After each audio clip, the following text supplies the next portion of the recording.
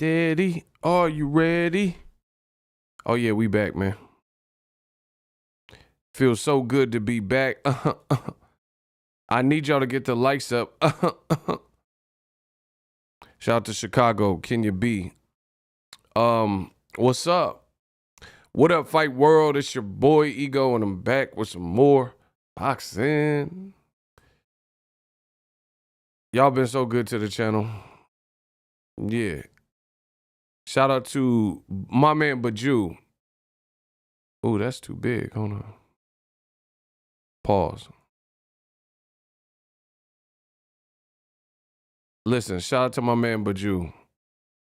Longtime Eagles Army. Oh my gosh, we the best. Let's get it. $5 super chat to officially start things off. I'm never far away, Ego. I'm in the shadows, always watching and learning from the best to ever do it, I believe. Facts. Listen, I know it hurts, especially the Bud Buddies, old media. I'm the best in the business. That's just what it is. I give y'all everything y'all want from boxing. Kamal Oz, $2. Much love to the good brother Kamal Oz. What? Hold on. Hey.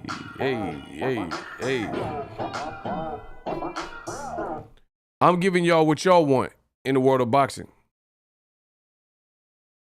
I'm going to give y'all what y'all want. I'm going to give it to you how you want it. Kamal Oz says, Errol finna give Bud the LeBron James hairline. He said he going to push his wig back. Ooh. Ooh. My man, Dawada Gabar. I don't know. Dawada. I don't know how to pronounce your name, dog. He said, get that money, TB Ego. I'm TB Ego. I came in the game with a mission to uplift the sport of boxing. And I must say, I'm doing a hell of a job. I'm entertaining y'all. Eagles Army's entertaining y'all. We got the best comments. We got the funniest people. We got the most knowledge. I got the best. Just everything is the best of the best of the best. Dawad. Oh, it's Hebrew. Okay, yeah. I wasn't familiar. Shout out to my man. Y'all know I ain't good with names. Especially Crawford opponents. Cause I don't know who they was. Listen, y'all know I ain't good with names, especially Terrence Crawford's opponents. Like David Amnesia. Like, bro, yeah, Amnesia, that's a good name for you, because I forgot that fight was horrible. It's horrible fight. You're a horrible. Hey, get the bro. That's a great name for him, David Amnesia, because we all forgot about that fight from last December. That's a great name. David Amnesia. It fits oh so well. David Avocado, because he was ripe for the picking. Troy Hutch, he said, what up, King? Let's get it. The best boxing channel in the game. Told y'all, I came in mean. I came on a mission mean. I know, I guarantee you that fake Cassidy dude finna come back, even though we blocked him. Man, you dudes all bit. If I put you on my hit list, you will rock around rocking the football. Bro, where the fake Cassidy? I know you watching me. Listen, I know I came in the game and made boxing look. Listen, I promise you he gonna be back in here because he's seen Crawford in the title. The fake Cassidy looking dude. The Ratatouille Cassidy looking dude. Man, you all big. If I put you on the hit list, you will walk around rocking football equipment. We all got biscuits, the snub and the guest, and we'll squeeze arms like blood pressure tests. Where the fake Cass at? Jay Cooley, what's up? Buttercups. Oh, wow. y'all already tripping. Where the fake Cassidy? It's about to be another tragedy. I know they mad at me because I'm on YouTube making this salary. I said I'm making the salary. Listen, I'm making the salary. Man, come on, stop. I'm making his salary hourly, and I know it makes him mad. That man said butter cups. You doing too much. Jay Cooley, you know you wrong. Cute kids in your pic, by the way. You know, I'm sipping my tea.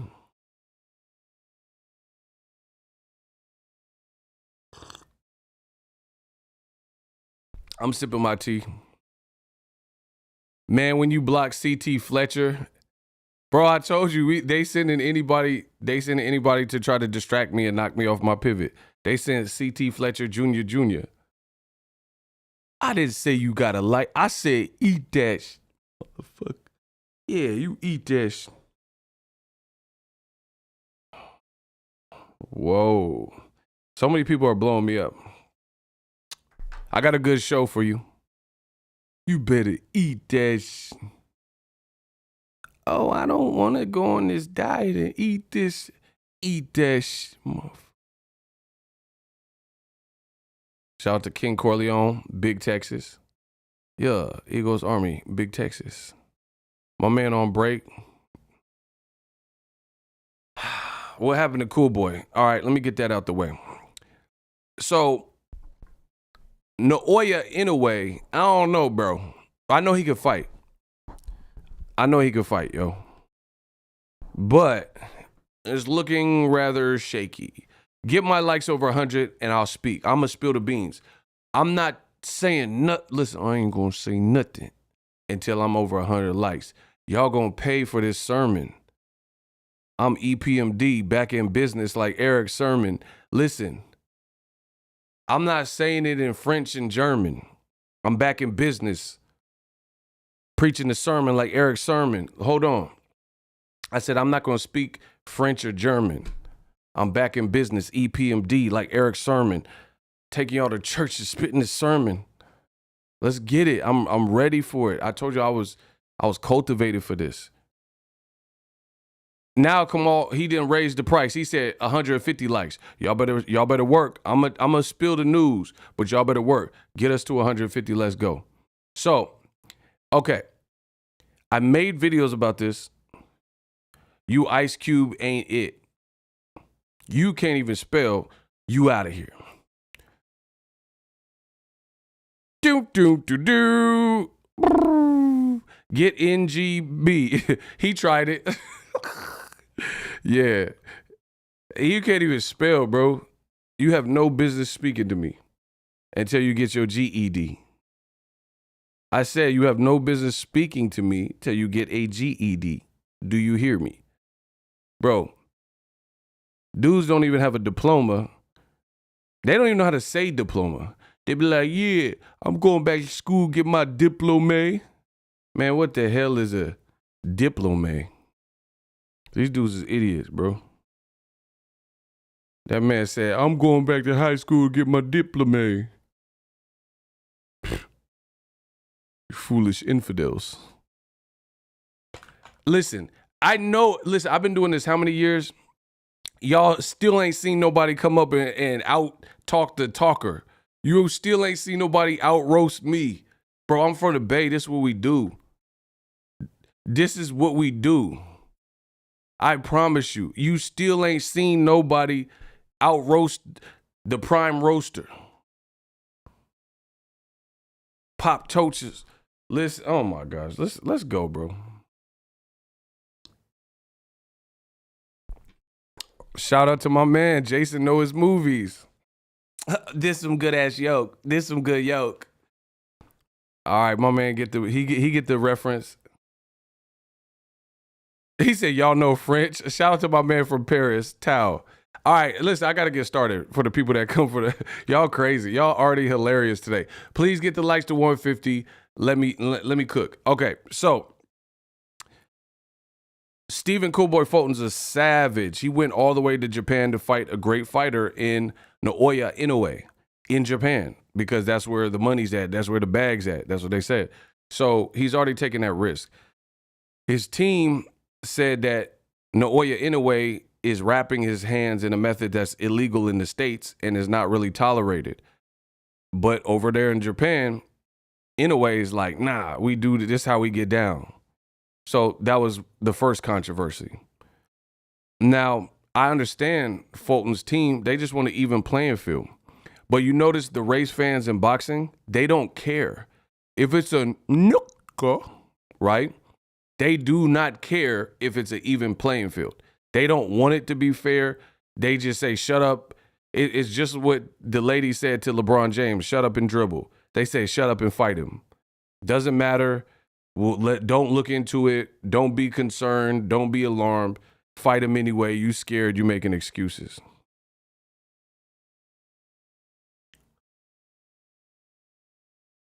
It's funny how that works. But then let a nooka fight a non-black fighter, and then there's any controversy with anything. Like, what if Wilder was smoking dudes and then there was a controversy with his raps? Then people would say that Wilder, all his knockouts were fake. They would say all the Wilder's knockouts are in question. There's a huge asterisk by it. This is what they would say to the boy Deontay the Bronze Bomber Wilder from Tuscaloosa, Alabama. Oh, my God. To this day. But luckily for Wilder, he possesses natural power, and he's never had any of these issues. But like, I'm just showing you in boxing, look at non-black fighters and old media and look at what happens and what is allowed from non-black fighters. That's all I'm saying. Like when Oscar Valdez sipped the tea. I'm sipping tea right now, but there ain't no phentermine in my tea. I could take a drug test right meow. I promise you will not find phentermine in my system, and I'm drinking herbal tea right now. But when Oscar Valdez failed the test, they still let him fight. They said, who cares? The commission says he could still fight. Tyson Fury, gloves bending. Who cares? Quit crying. Wilder, quit crying. Fulton over there in Japan, taking all this risk as a champion. Who cares? See how that worked? Don't get mad. I'm only being real. Yeah. What if you found out Bud or Errol Spence, all they wins had like some weird rapping controversy? You wouldn't, you know? And the funny thing is this proves, speaking of Bud, this proves how solid I am. Not that I needed to, because I'm the dawn of boxing talk. I'm a pioneer in this game. I made your favorite channel want to do this. So there's that. But speaking of Bud, in his last fight, when his gloves exploded in Omaha, who provided fair criticism? Like, no, you shouldn't be allowed to finish a guy off. That's a big pause. Shout out to Cmon. You shouldn't be allowed to finish a guy off with them gloves. His gloves look like Pillsbury Doughboy biscuit cans busted open on a counter. That's not, it don't matter who you are, black, white, whatever, Mexican, you shouldn't be able to finish the fight like that, bro. And actually get a knockout. When it was spot, like if it'd be one thing if Bud was just and it just knocks someone out, and then after we realized they called a halt to the bout to look at Bud's gloves and noticed that it wasn't wrong, and they just said, oh, the Nebraska Omaha Commission, they was just like, finish him off, we want to go home, we want to get some Raising Cane's. That Raising Cane's drive-through line is pretty long. Finish this David Avocado fella. And they just let Bud. But the point I'm making is, they say, oh, Ego, he only celebrate black fighters. But then I give Bud fair criticism for the resume, for the glove gate junior. So just like I give it to an Inoue or a Canelo when he failed a drug test, or Oscar Valdez or Bud Crawford or Keith Thurman when he avoided Errol Spence, I'm across the board with it. I guarantee you a lot of these racist channels that you know, and don't say no names in my, because we don't do the soliciting, but the racist channels you know, I guarantee you they don't. So what do I mean? If it's a Mexican dude and he is pro-Mexican on his channel and pro-Latino fighters, I guarantee you he ain't criticizing Canelo Alvarez. Book it. They say Boxingego, oh, he only like black fighters and all this type of stuff. But I give fair criticism to everybody. I give fair credit to everybody. It's kind of weird how that works. So Inoue with his raps, not feeling it. Inoue with the glove controversy, not feeling it. Just like I wasn't feeling it with Crawford's exploded gloves or Tyson Fury. I'm all the way solid. I'm a real one. The Bay Area, yay! You feel me? California produces real ones. What can I say? So y'all can't say nothing to me. And I know there's dudes, they praying on the channel's downfall. Oh, if Crawford wins, you're going to close your channel. Bet you I don't. Bet you I don't, no matter who wins. Bet you I made more money this month than you did all year. Let's bet. Who want listen, who want to bet? Bro, we having a great month. Who want to bet? Who want to rump with the big dog? I bet you that. See, y'all don't want to play for keeps. See, I didn't want to do this, but y'all don't want to have to play for keeps. Listen, I'm from the Bay, bro. Cali, we play for pink slips. Like back in the day, people that used to be in the street race scene, it was for pinks. They was going for your car. Like if they beat you, that car is theirs. They want that pink slip. Listen, I ain't doing nothing unless it's about a pink slip. People are like, oh, debate this channel. Okay, then once I crush you, then I get your channel. And then I'm going to delete that mother. You see what I'm saying? I play for pinks. We playing for pink slips. This ain't a game. They trying to take food off my table. This ain't a game. This is what I do every day. This is what I live. This is what I breathe. This is my baby. This is my business. Let's play for pink slips. These young boys can't beat me. I promise you that. Ain't nobody nicer than me. I understand Jay-Z a lot more as I got older. Who you know fresher than Hov, riddle me that. Who you know fresher than Ego, riddle me that. Got the energy up, the charisma, the impressions, the knowledge, the facts, not like a bunch of clickbaiting and title and I lied to you. You clicked on the video and then it wasn't what I said it was about. The delivery, no stutters. I do a whole video, no stutters. I be one taking my like Jay. I be one taking my like Hov. I just get on the mic and the audio quality, the visual. Look at this. Look, hold on. Looking like James Cameron did it. Look, you can see, you mess around and get my fingerprint. You better stop playing with me, bro. Let's do the fingerprint test. See who's really giving y'all that quality. Let's do the fingerprint test. Let's see how in focus their camera is. How audible their audio is. I hear a lot of dudes on YouTube, they ain't worked on none of that. It's not just boxing, just on YouTube in general. I hear their audio and I'm like, adios. I can't listen to that. It's trash. You haven't processed the audio. You ain't put no EQ on it. You don't know what you're doing. Get my likes up. Y'all get my likes up. I'm going to put y'all to work. I'm going to put y'all to work. Y'all always see me at my job, and you see me daily because I'm always working. I just make the work look like it ain't really work.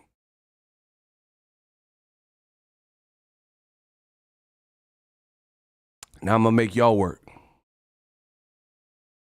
Yeah, y'all going to work. So, Naoya, in a way, first it was the raps. Now they saying there's an issue with his gloves. I'm just over it, bro. I can't wait for this week to be over. So this is Cool Boy Fulton. Bro, look at this. This is Cool Boy Fulton team says crazy. Now they want us to accept open gloves that have been retaped. Shaking my head. Bro, they just put some tape from Lowe's on the front. They opened the gloves and took them out and God knows whatever was done with them. Man, come on, bro. This how they doing in Japan? Bro, look. They done put some scotch tape on that. And this ain't factory sealed, This ain't factory sealed, Bro, look. They didn't put the tape on it. That's what we doing? That's how you feel, Japan? Bro, the reason why this is typically a no-no is because let's say you're a million dollar fighter, right? You're $1 million fighter and you want custom gloves to match your robe and your fit. No problem. But the company, Everlast, Grant, whoever, they're professional companies, they factory seal them, and then the commission is supposed to pretty much be in charge of them, and to the point where they keep them locked away and only bring them out for the glove selection process and the teams and all that type of stuff. And the other team, neither team is supposed to have like exclusive access to where they can go off and do whatever they want. Because when it comes to boxing gloves, there are a certain amount of ounces, but there's ways to manipulate gloves. Like you can skin gloves. And if you don't know, I'm not, you can Google's your friend. If you don't know what skinning gloves are, look it up. Look the term up. You can skin your gloves. You can pack your glove, meaning take a hard surface or even your hand or like preferably concrete, punch it, pack down, redistribute the padding. That's why the gloves ain't supposed to really leave the commission site, because who knows what is done with it. You could put something in it. What if you put like little pieces of shrapnel or metal pieces or something, like anything? You guys get the picture. So what is up with this non-factory seal? And they didn't put this scotch tape up like it's an Amazon package. After the hand wrap was in it of itself, it was its own issue. What the is this? Always, and it's like primarily with black fighters. You see Wilder, Floyd Mayweather, Maidana, Tyson Fury to Wilder, Inoue to a black. Inoue said he ain't fight niggas, and now the first time you fight a nooka, the nooka team is like, nah, we see some of this stuff that's happening. Bro, why? You just fought Paul Butler. Maybe Paul Butler's team ain't, advanced enough to catch some of these things. But Cool Boy Fulton comes from a place like Philly, which is a fight capital, and produced Bernard Hopkins, Danny Garcia, Frazier, and the top names in boxing. You know what I mean? Tough guys like Gabe Rosado, Jerome Boots Ennis, recent guy, etc. So you ain't finna do that to no Philly. They see the little tricks and know when something's amiss. Someone said he the monster, but he got to do all this. Now, here's the cold part about it. Cold part about it is old media saying, who cares? Nigga, shut up. Just shut up and accept these. Why'd you sign the contract? Why is that, honestly, why is that the first thing old media say? If there's, let's say, the idea or a theory that somebody could be cheating, the first words out of your mouth is who cares, and fight him anyway, and you shouldn't have signed the contract. Bro, y'all some cowards. Y'all are real life. I would never have you as part of my squad. Any of the people that think like that, because you a snake, you a coward, you a phony, you a fake. Like, I don't keep fake people. That's like, I'm Boxingego. I don't keep fake money. Like, why would I keep fake money on me like I'm doing a music video or something with fake prop money? I don't do that. Just in the same way I don't keep fake money in my wallet to fake it till you make it and look like I got money and then I don't have money. I would never keep some of y'all around me, because it's like, if this is your level of integrity, you can't be around me. If you have no character, no virtues, no couth, no morals, no values, no principles, you're not family oriented, you don't care about family, you snake your friends and your homies, your partners, you sleep with a girl, you can't be around me, bro. You have no code. And that's how I feel about a lot of boxing fans, unfortunately. Or at least based on what they put.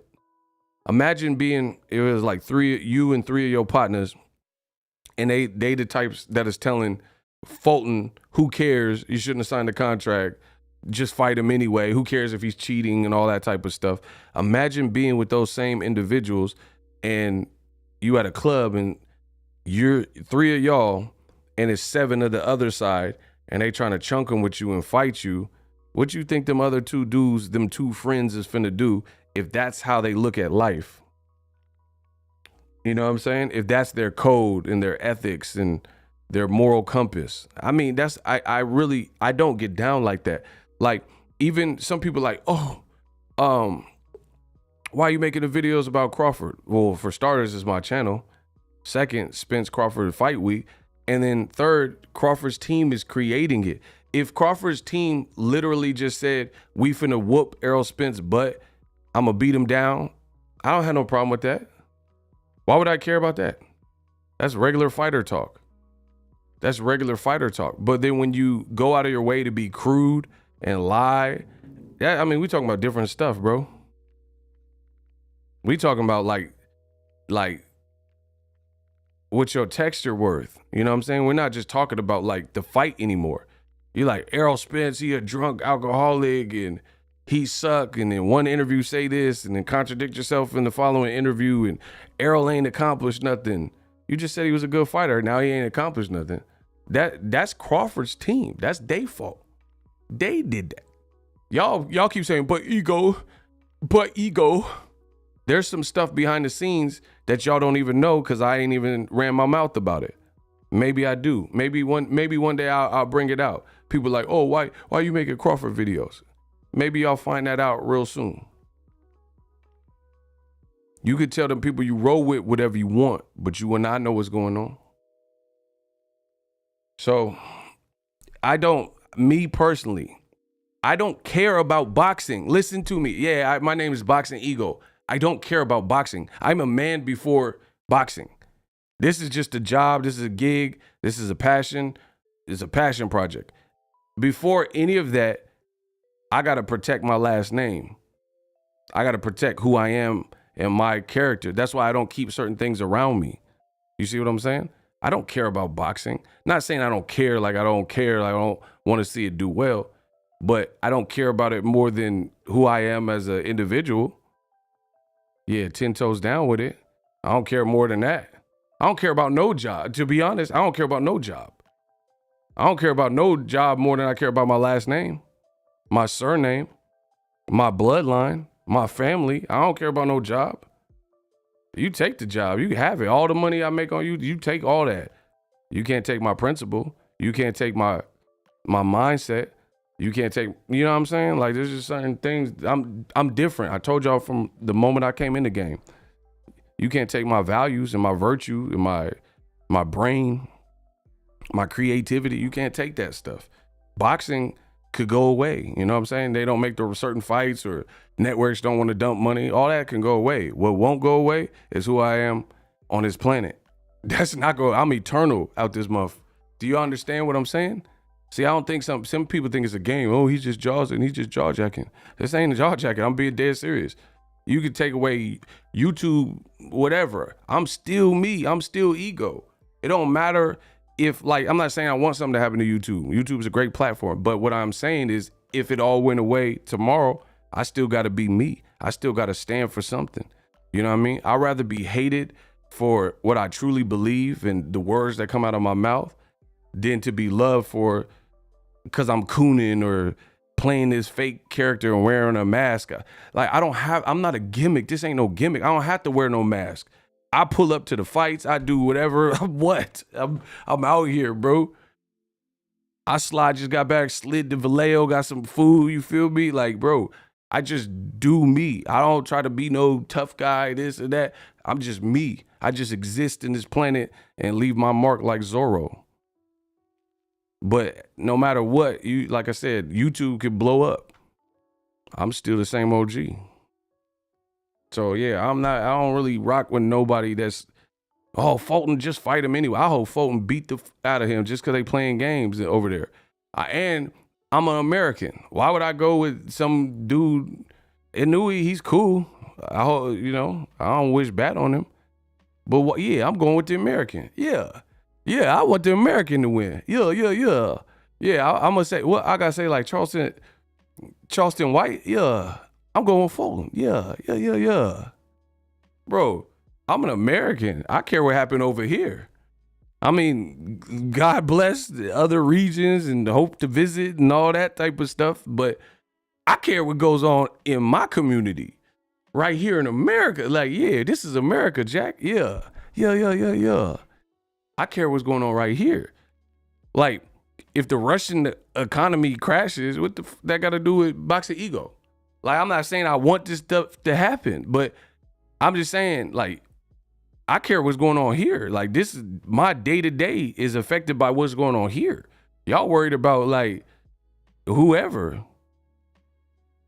Y'all favorite fighter in Kazakhstan. You ain't set foot in Kazakhstan.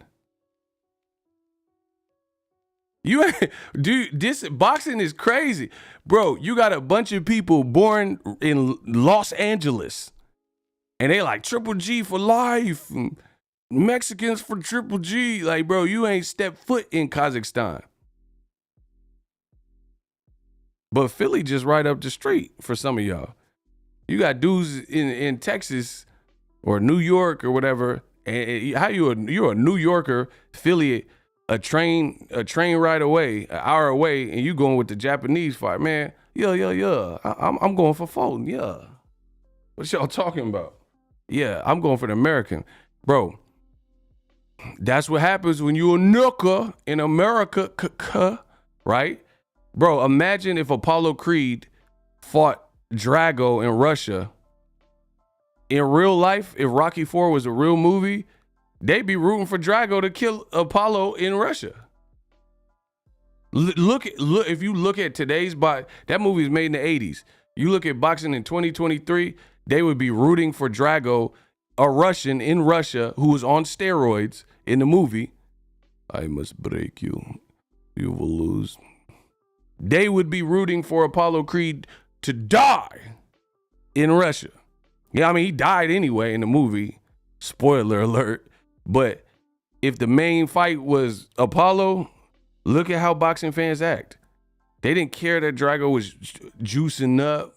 They didn't care that he was much bigger and 6'6", 6'5", whatever, taller. They didn't care if he was different. They just want to see him kill Apollo. That's boxing. And it's sad. You rather see the Russian dude, Philly up the street for some of these big cities and states and stuff, Philly up the street. You rather see the Russian kill Apollo. Or at best have the white boy, Rocky Balboa, avenge the nigga because he couldn't defeat Ivan Drago. So it took the Italian stallion to do it. Bro, in real life, Apollo Creed beat the out of Rocky. He was inexperienced. He was smaller.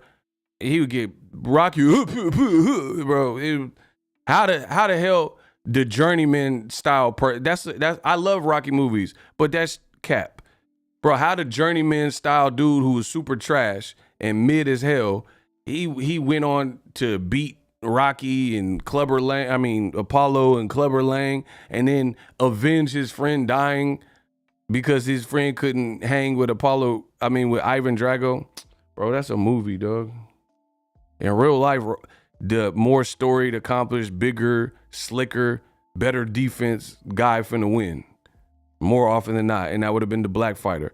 Like just look at Rocky, which is really a microcosm of today's boxing. Even you look at Rocky, 3 or 4, one of them.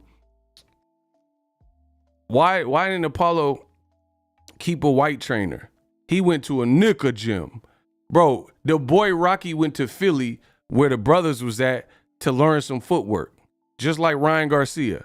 Bro, Ryan Garcia is the modern day, he went to a Nooka gym. Derek James is Nooka gym. All Nook, yeah.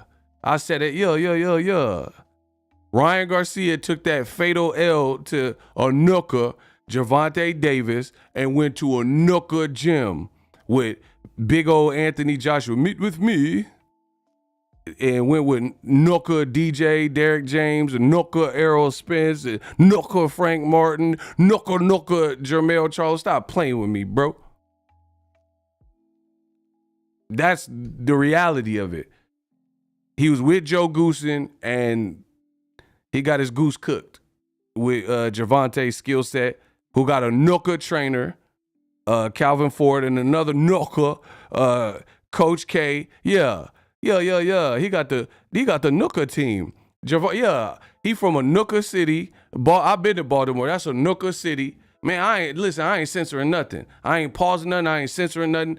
Baltimore, a Nooker city. I've been out there. Bro, I went to Starbucks. Everybody black in Baltimore Starbucks. That's no kizzy. Bro, when I went to Cover Tank's fight, everybody was thugged out at the Starbucks. The baristas was crip walking. I was like, oh, hold on, bro. He said, I'm just slagging, waving my flag. And bro, everybody was hard in Baltimore. Everybody. Not just the black people, everybody. The white people, they was hard.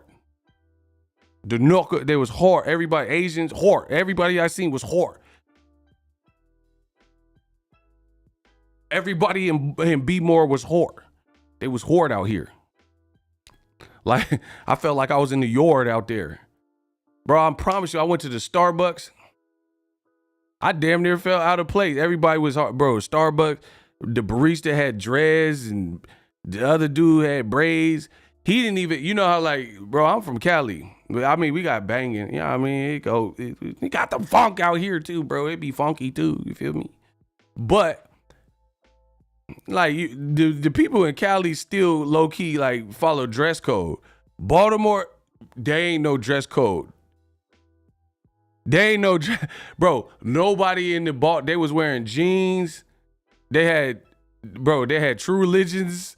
I promise you, B-More is a different place. They was wearing Trues. I'm like, damn, how you the South Pole and Trues? The dude, you know how he had the little green apron? In Baltimore, they didn't even tie the apron. He was sagging. I'm like, damn. I don't even know if I want him to make my little double smoked bacon croissant. Like, bro, he's sagging it. He tatted up. Baltimore different. And they got that accent. We got a list two. On the avenue. Bro, they be wilding out there. They be on the avenue. They said, you little dumbass boy, fuck wrong with you. Man, where the hell am I? That ain't even, bro, I don't even know if it's an American city. They would sound like British. They was like gangster British sounding. I don't know. He was like, yeah, two. Bro, Baltimore, I don't even know. I thought it was like a thugged out United Kingdom, bro. They tripping. They like, yeah, on the block, on the avenue, skinny the boot. What in the is this?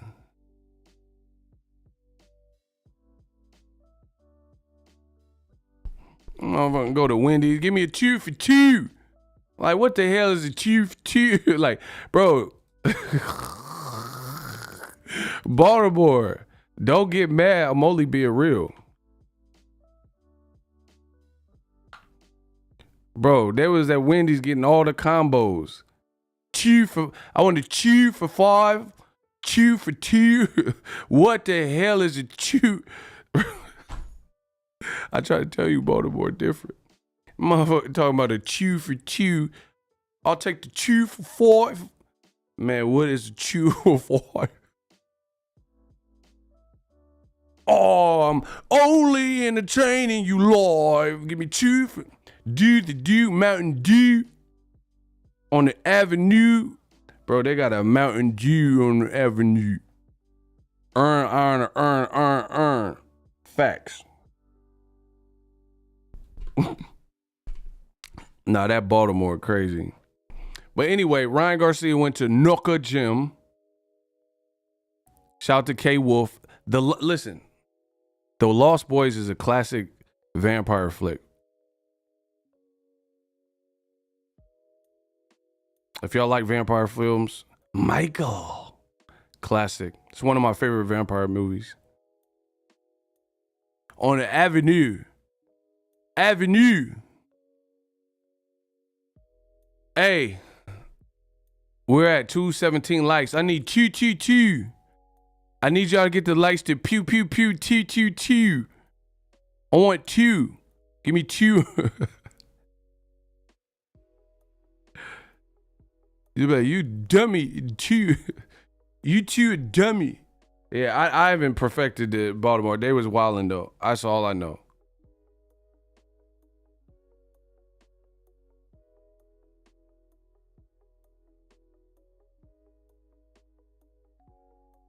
Anyway, any questions on the Inoue? I'm done talking about it. I just hope it's a fair fight. I'm done talking about the Inoue. Man, I was tripping first time in B More. I was like, they really talk like that. Yeah, I mean, I seen The Wire. I didn't know they was really like. I thought, bro, The Wire did a good. Shout out to HBO. They did a good job with that. I didn't know. I thought it was a TV. Cause like, bro, like if you listen, I'm from the Bay, bro. So if you watch like Michael B. Jordan and Fruitville Station, like people like, oh, he killed it, but that's not really the Bay. The Bay don't really sound like that. Like he don't sound all the way like the Bay, to me at least. But that HBO, that Wire, they was really talking like that. Bro, guys from the Bay don't really sound like kind of like how Michael B. Jordan's did Oscar Grant. I'm just telling you. I mean, it's a good film, but I remember, maybe I gotta watch it again, but I remember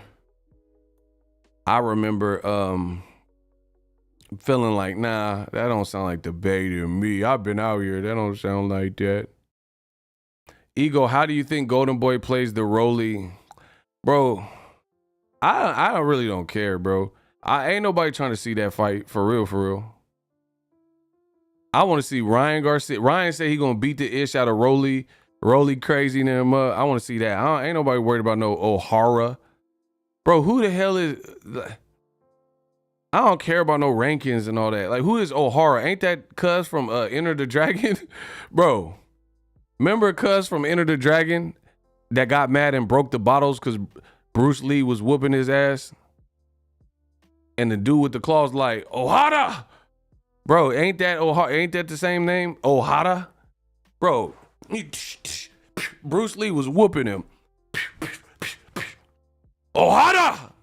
Bro, that's the same, bro, ain't nobody worried about it. That's the only O'Hara I know, bro. Who the is O'Hara? Bro, my man, Mr. Han Island or whatever. Bruce Lee was piecing them up. Boys, don't hit back, yeah. Think.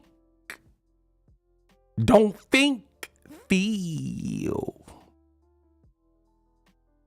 Do not focus on the finger or you will miss the moon in all of its heavenly glory. O'Hara! Bro, don't ask me about O'Hara. Like, I don't, oh my gosh. Say it again. Say another word about O'Hara. I don't care, bro. Like, we finna watch Spence Crawford and Fulton. Y'all asking me about O'Hara? Don't care. I don't care. I don't care if I know. No, I'm just being ornery. Bro, actually I'm not. I don't really care. Like, I want to see Ryan and Rolly over O'Hara. O'Hara. Ain't nobody care about it. Man, you come straight out of a comic book, man. Cuz Ego is talented. Big facts. Ego is the best man on YouTube. Big facts. I told you, I'm the man when it comes to... I see why I left a void in the game when I wasn't doing them live streams. The game was trash, and then I came back, and I kept banging out hits. When I wasn't doing lives, boxing looked shaky. It looked shaky. My man Kamal says, you are not Japanese. You are not a Tanaka. You're not gonna call the cops? Not if we make a deal. What kind of a deal? Train me, teach me to honor you, Shidoshi. What movie is that from? Train me. You told me not to limit my style, to keep an open mind. Teach me. Teach me to honor you, Shidoshi. Oh, shout out to Josh. Oh my God, shout out to my man. See, we got real life pop culture fans in here. Teach me. He said, to keep an open mind. Teach me to honor you, Shidoshi. Bro, I told you, this boxing game, this is like my Kumite.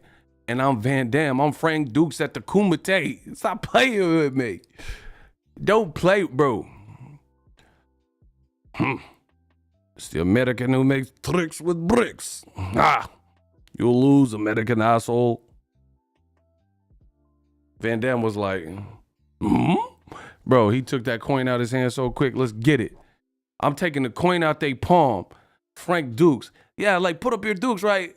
What are you doing? Keep going. Hey, Frankie, keep going. Bro, he's like, I got it, bro. Bolo whipped your ass. Tell me Bolo didn't beat out the truck driver. He was like, yeah, Frankie, I got it. Bolo, he tasted a little blood. Bolo.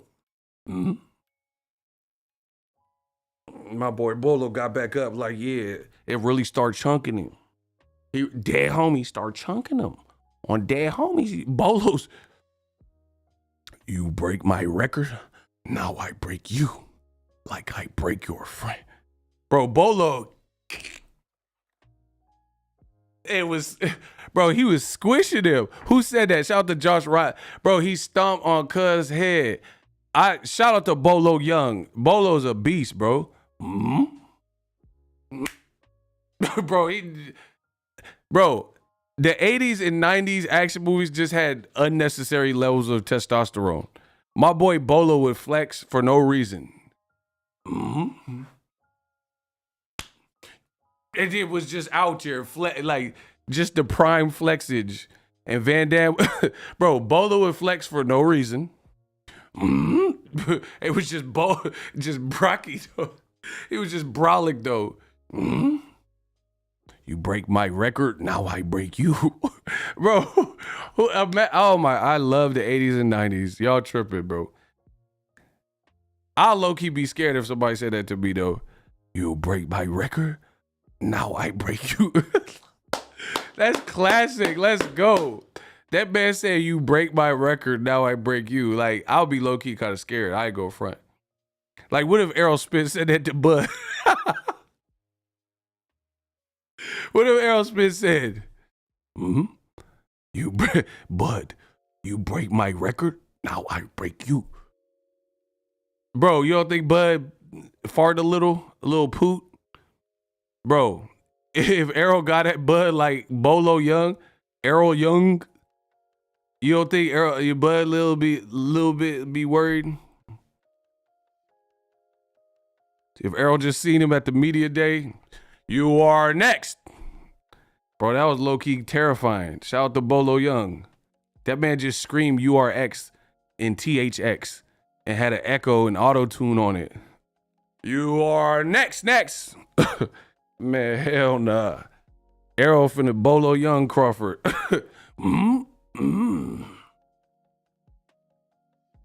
Bro, Errol finna walk out, do the ring walk like Bolo on dead homies.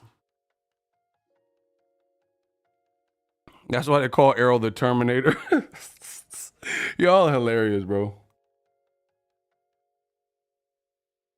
All right, y'all want to talk about Crawford and Spence?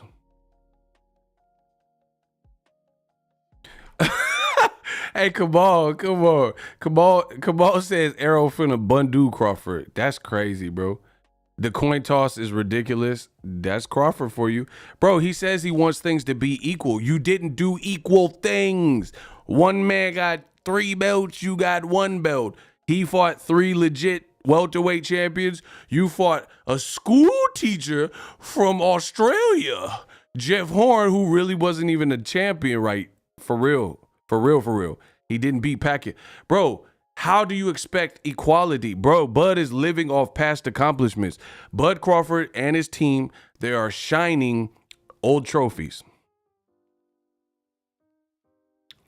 Man, remember when Bolo Young was throwing them barrels like Donkey Kong and Double Impact? I hate you so much. And of course I remember that. That was a classic too. Bro, he was lifting 5-gallon drums or whatever over his head. Bro, bro. And he was just hurling them. Bro, he is the Donkey Kong of China. Bolo really lifted barrels over his head. And didn't he chase? Didn't he? Hold on. He said, and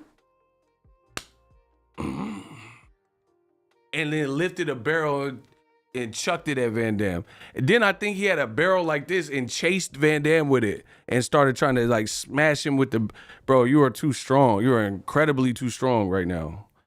You're running with the barrel. What? Nah, Bolo the one. And he had a dead eye. He was blind in one eye. Man, y'all better stop playing with Bolo.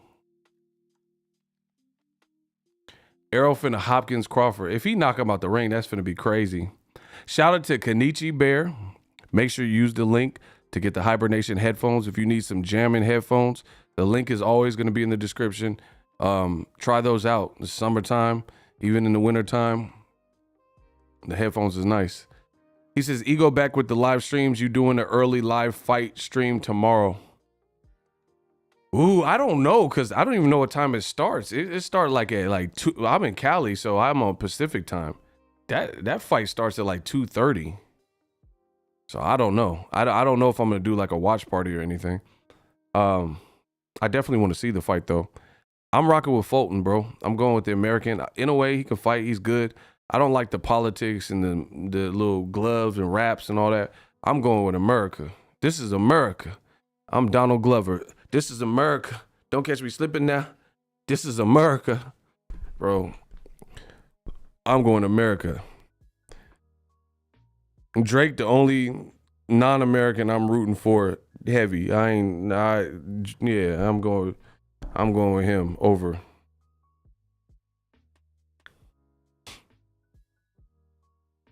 Yeah, but y'all talking about the main event at 8. For y'all, I live in Cali. I'm in the Pacific Standard Time. That's come on for me like 2:30, 3, 4. Let's talk something about Spence Crawford, because it's fight week. It is fight week. It is time for the fight you all want to see. Hey, I need y'all to get the likes up. Y'all trying to play with my likes though. Like, salute. I'm telling you, this is the only way I can do these live streams, because I get too much done not sitting in a chair. You get what I'm saying? I don't even mind doing the live streams as much as it's not a good usage of my time if it ain't lucrative, you know, statistically or financially. I'm just being real with y'all. I need y'all to hit the like, because I literally can't justify, if you know what I do behind, you know, the scenes and what I make and stuff like that, I literally can't justify just sitting in a chair for hours on end. It just makes no sense, especially when I'm doing it dolo. Like, this ain't like a million people crew and million man march. It's me. I got to do everything on the channel. Everything. Titles, thumbnail, everything. So y'all gonna make it work and make it count. If I'm working this hard, then y'all gonna work hard.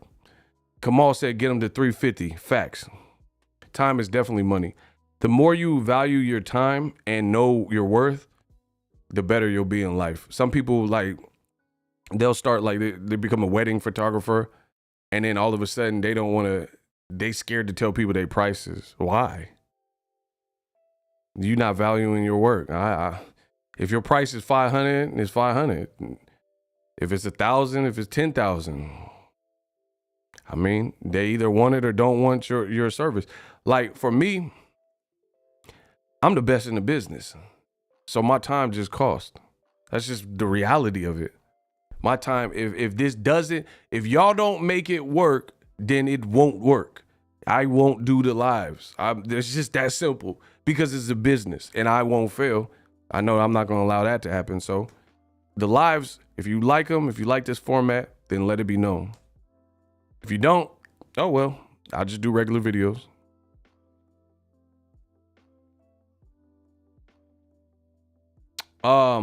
Block Clayton McDade. You want to solicit. That's what you want to solicit, huh? You ain't come on the channel start hating, huh? You want that paper chase? You got your block on fire, remain in the G until that moment you expire. Bro, get Clayton Bigsby up out of here.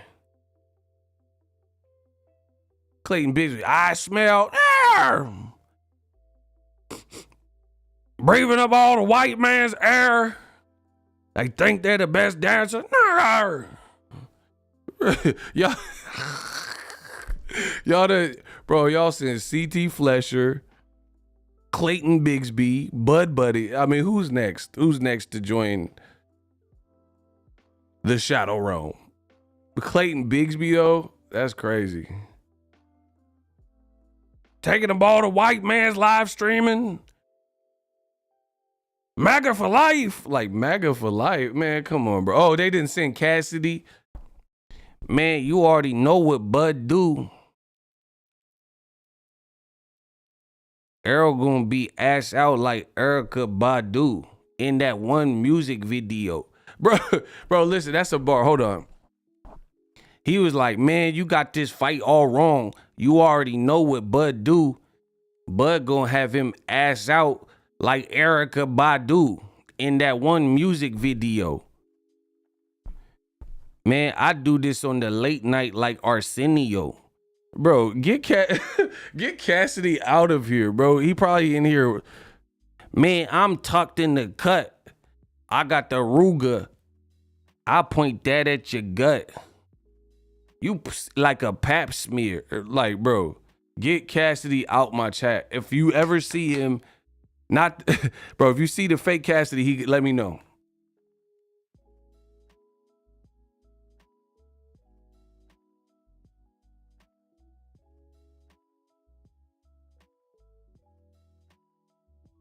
He was up here and hating.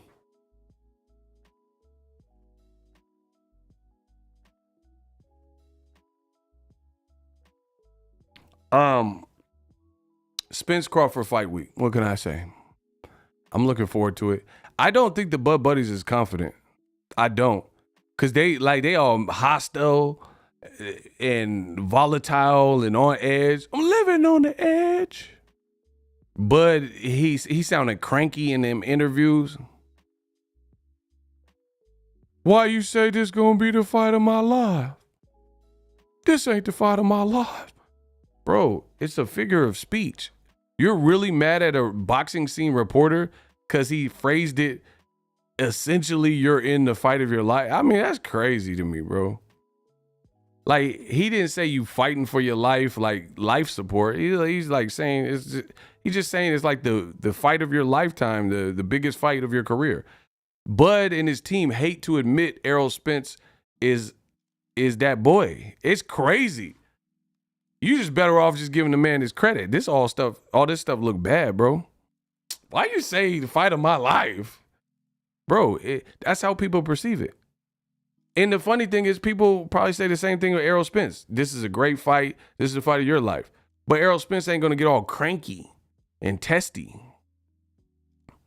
Errol's not, hey, man, this ain't no fight of my life. What about Uga? Bro, no, I don't even understand why Bud did that. What you mean the fight of my life? Why'd you say fight of my life? And he really waited for the dude to finish his question and say, why you say fight of my life? Bro, that's how we feel. We feel it's the fight of your life. See, what I'm starting to think about Bud, he got a lot of yes men around him. So he not used to that. Like, just hear me out.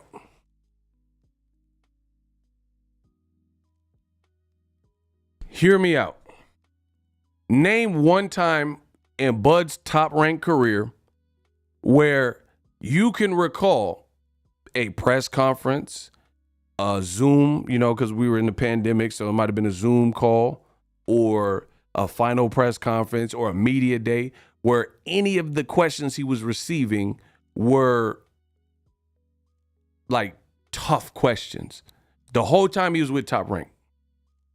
Marino Adia says Spence said he's stepping, no fill out rounds. Let's go.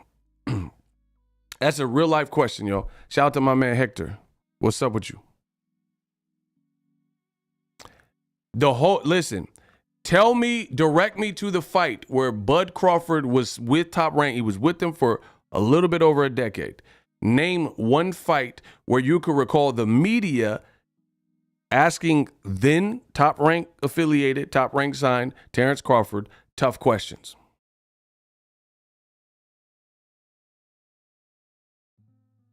Name one fight, preferably recently, because if it's too old, I might not even be able to like double check you. Get my likes past 300 immediately, or I'll terminate the stream. I literally can't think of no fights. Zero. Like Sean Porter.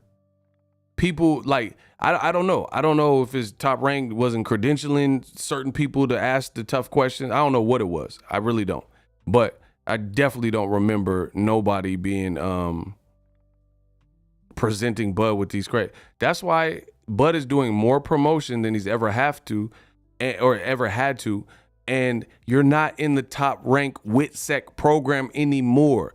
Bob Arum's been in boxing so long, he got great relationships with like deadline writers. So they write these puff pieces and everything's okay. Bud is now a free agent, and now you are in the free world where your reality sets in. Like, here's an example. If you were sheltered by your parents, let's say they had you in like homeschooling, let's say you never went to a public school in your lifetime, your parents had some good bread, or all these types of things, and you were sheltered and they were overprotective. And then you turn a certain age and they say, you know what? This private schooling is expensive. You're going to public school now. Your whole life, they were able to afford private schooling for you or homeschooling, right?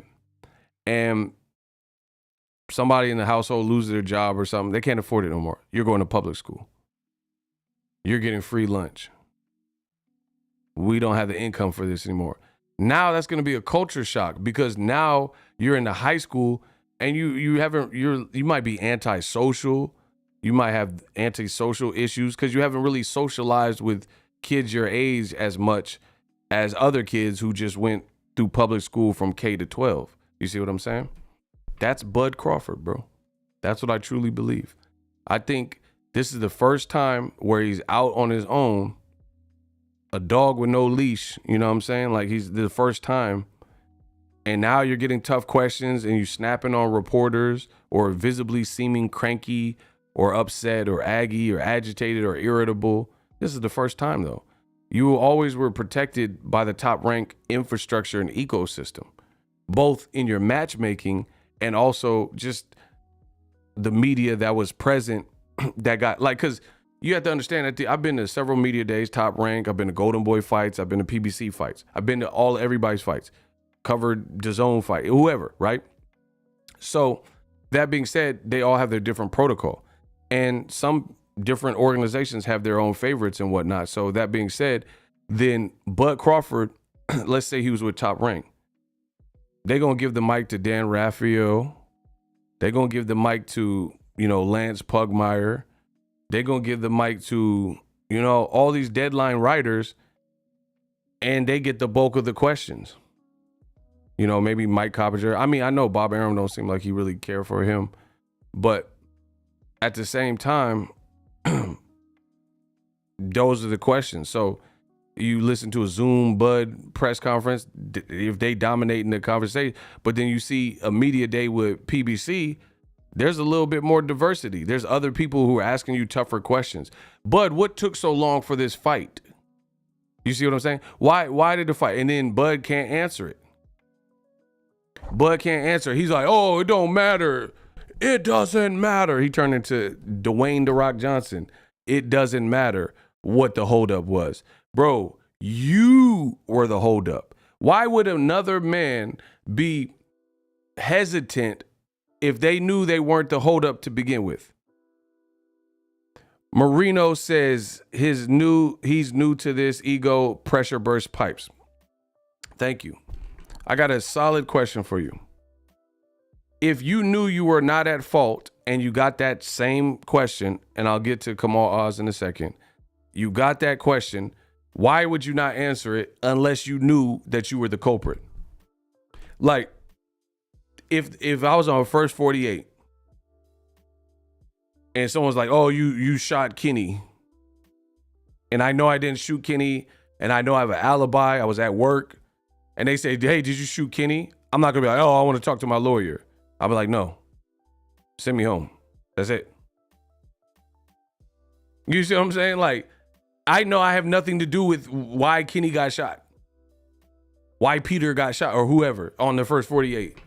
I have an alibi. Is literally, I'm not in the gang. It had nothing to do with me. I would have no problem just saying, no, send me home. Now, oh, let me speak to my lawyer. Now it's getting a little bit tricky. That's Bud Crawford. He claimed the whole time Errol Spence and PBC were the holdup, and then now refuses to answer any questions about what caused the holdup. I get the fact that we're having the fight this Saturday, but why can't you answer a simple question? If you denied any accountability in being the holdup the whole time, then why are you hesitant to answer that question? It makes no sense. Z-Side Bud loved old media when he was with Top Rank. Nothing but softball questions, just like his opponents. Kamal Oz with the cookage. Like, I've never done drugs. And there's been times where I've been in very good shape. If someone says, are you on steroids? I would say no, because I've never done drugs. There's no pause, think about it. I'm not answering that question. No, it's just a no. It's a flat out no. I've never done drugs. I've never done steroids. I've never done anything like that. You see what I'm saying? So there's really no delay, no refusal to answer the question. That's not my bag. Do you get what I'm saying? But Bud refuses to answer any. I can't wait. I hope they ask him more questions about what the holdup was. I guarantee you he's going to say what he's been saying. Oh, the fight's on Saturday. Why do you care? Who cares? The contract's been signed. So who cares why it's here now? So that's not an adult way to handle things. Like, so you can say and blame the other side and they didn't want to fight and call Al Heyman names, say they scary and all these things. But then we're supposed to just get over it because the fight's now happening. So just forget everything else that existed prior to. That's just not a real life scenario. If you go to court and you have a jacket of all these crimes you committed, that's going to come back up. You're going, oh, I did that in 2007. Oh, I hit that girl in 2019. Why are you bringing it up? Bro, all that stuff's coming up. You're going to be tried in the court of law. They're going to bring up you got arrested when you were 16, went to juvie. They're going to bring all that up. They don't just disappear because, oh, I'm working a job now. Okay, they're still going to bring up how we got here. Marino said the lies have caught up with him, ego, crying emoji. He looked more pressured. Like, correct me if I'm wrong, which I know I'm not, so I know you can't correct me, but I just like to put that out in case someone wants to correct me and they can get destroyed by the shooters. But let me keep going. In your honest to God opinion, or hand over heart, or whatever you believe in, do you think Bud's demeanor for the David Avocado fight, his very last fight, he was as mopey and testy and annoyed and irritable as he's seemingly been for this particular fight buildup? I'm going to say it again. If you had to pick Bud's patience for the David Avocado fight, his very last fight, or his patience throughout this buildup with Errol Spence, which fight do you think Crawford has been more irritable, more bothered, more testy, more on edge, more snappy, more like looking like he doesn't want to interview or doesn't want to answer your question? Fickle, prickly, whatever, sassy, whatever words you guys want to come up. What fight do you think you've had a testier Terence Crawford? In what buildup? David Avocado or Errol Spence? All I want to see is votes. I don't care. If you type anything else, I don't care. The only thing I care about is, this is why I have to be so direct, because we are going to get to the bottom of it. When I make a point, all I need to see is answers. In what fight? Because this is what happens. They say, oh, Ego don't know what he's talking about. I ask a direct question. Y'all don't give me a direct answer. That's a problem. That's how people try to beat you in an argument. They try to deflect, defer, skip to something else. We are not skipping. You are going to answer my question. You're not going to overtalk me. You're not going to change the subject. You're not going to deflect. You're going to answer the question. And we're going to see all these answers, and then we move on like one big happy family. In what buildup did Crawford seem visibly more irritable? The last fight he had on Black Planet, David Avanesian, or this buildup? Go. All I want to see is Errol Spence's name if you think he's been more testy in this fight, or David Avanesian's name if you think Crawford was visibly, seemingly more bothered in that buildup. This is how you break down the lie, folks. So just continue to vote a little bit longer and I'll break down the lie. Okay, so every single comment of everybody that said hand over heart, they're saying he seems more bothered in the Errol Spence buildup. This is how you break down the lie, folks. So if that is the case and you seem a bit more on edge, then you're lying when you say that this fight is no different than any of your other fights. Why do you visibly seem more irritable? You're saying, oh, I train like this in all my fights. Oh, I don't do anything different for Errol Spence. Then why do you seem obviously and visibly more shaken up and rattled for this fight? When you say, oh, I don't look at this as any other, that can't be true then. Everybody just voted. Kenya B just voted. Marino just voted. Humble King, Okula, Baju, everybody just voted and said you seem more bothered, but you're telling us you're not more bothered in this fight. You're like, oh, it's just, who cares? Spence is basic. He's a media creation. This is what you and your team is saying. That's why I don't trust what you're saying. Why would I trust what you're saying when there clearly doesn't add up?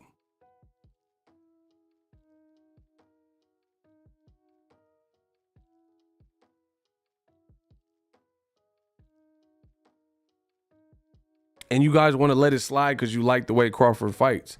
If that's how you get down to life, to each his own. That's not how we do it over here. You are held accountable for what you say. Hold me, I don't care. Hold me accountable for what I say. I know I'm not talking crazy. I know you can't prove me wrong. Kamal Oz know you ain't gonna prove him wrong. So we good. As long as that exists, we good. If you have no morals, keep that over there. If you have no character or integrity, or you'll let someone lie to your face, pee on your leg and say it's raining, that's up to you. But we're not going to accept that. Boxing needs accountability.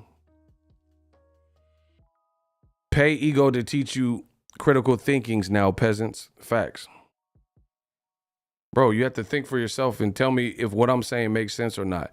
And it's not even just that one thing. It's several. I can think of several things and make a documentary about Crawford and his team's inconsistencies and contradictions.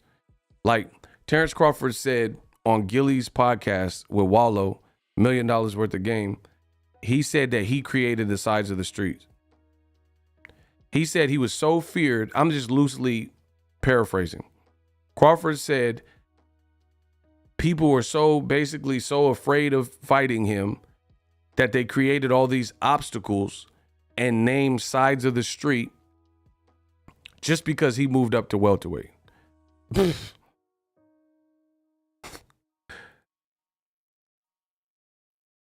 you believe that, then I own the Eiffel Tower and I want to rent it out to you. How in the did Terrence Crawford create sides of the street? He literally, this is how I know they can't beat me. I'm telling you how to get the information that I'm citing. It's on Gilly and Wallow, $1 million a game, where he had Jerron Ennis and FaceTimed him and all that. It's the recent one where Crawford was on there for the Spence fight. And he literally said he created the sides of the street, or the sides of the street were created basically to avoid him. That's incorrect. It's very incorrect. So what was Mayweather and Pacquiao? There was no Cold War there? That was inside the street, Mayweather and Pacquiao?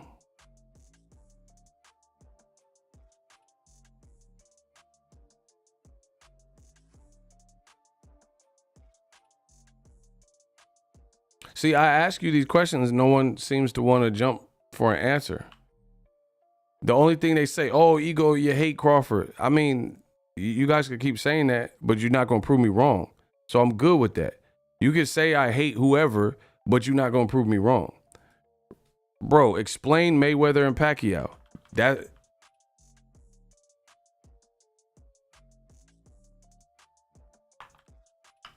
One was moved to Showtime and the one was on HBO. And they didn't fight.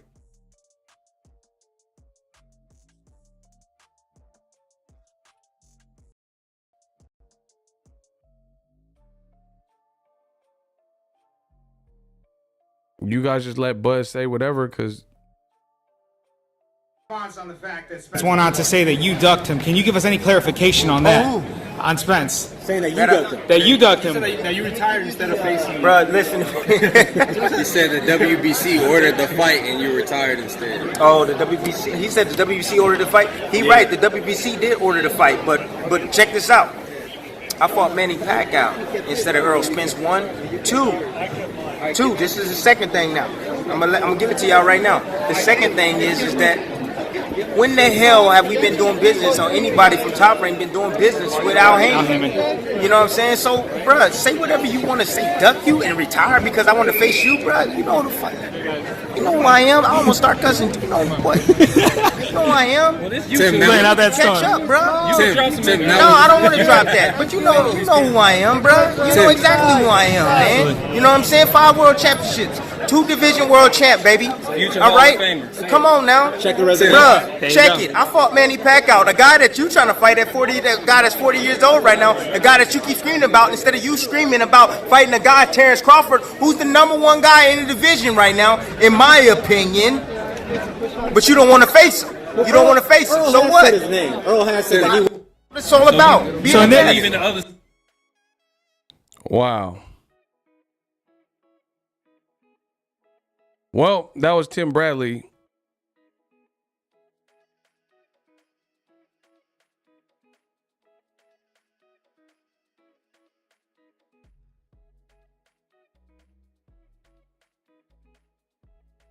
That was Tim Bradley.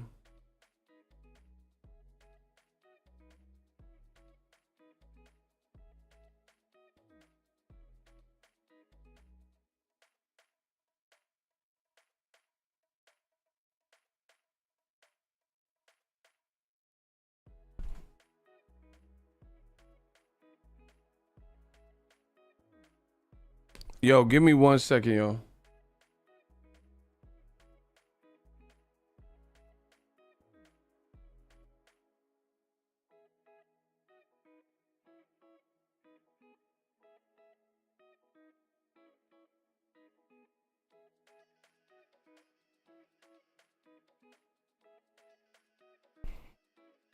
So that was Tim Bradley, yo. And he was saying there he didn't fight Errol because of the size of the street. So how did Crawford create size of the street?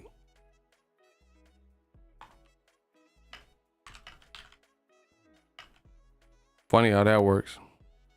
Diacono, what's up? It's funny how that works. All you have to do is ask Ego for the receipts and I shall deliver.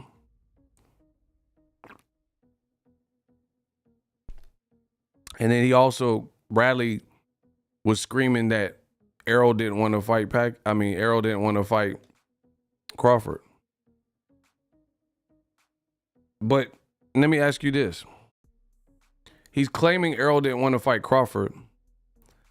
But just like the boy Ego, the best in the business, suggested, as soon as Crawford freed up from Top Rank, within 2 fights, and it really could have been within his first fight, but he chose to fight David Avocado, he fights Errol Spence. So what does that mean? Listen, explain that to me. How come Terrence, just listen to what I'm saying. How come Terrence Crawford was with Top Rank for 10 years? Over that. Never got a big fight with them. Never got a Pacquiao. Big by big, I mean Keith Thurman. I mean Manny Pacquiao. I mean Errol Spence. Never got a big fight in its prime when people wanted to see it. Sean Porter in his last fight of his career, no, doesn't count. He's not a champion. It wasn't a unification. Then literally he has negotiations with PBC immediately following his last fight with Top Rank, which was the Porter fight. Could have fought Errol Spence straight away, but he chose to fight David Adolescence. So even though he fought the December fight, he's still fighting Errol Spence the immediate fight after. So within 2 fights of him being gone, the fight is made no problem. But somehow the Bud Buddies and the Crawford fans blame PBC.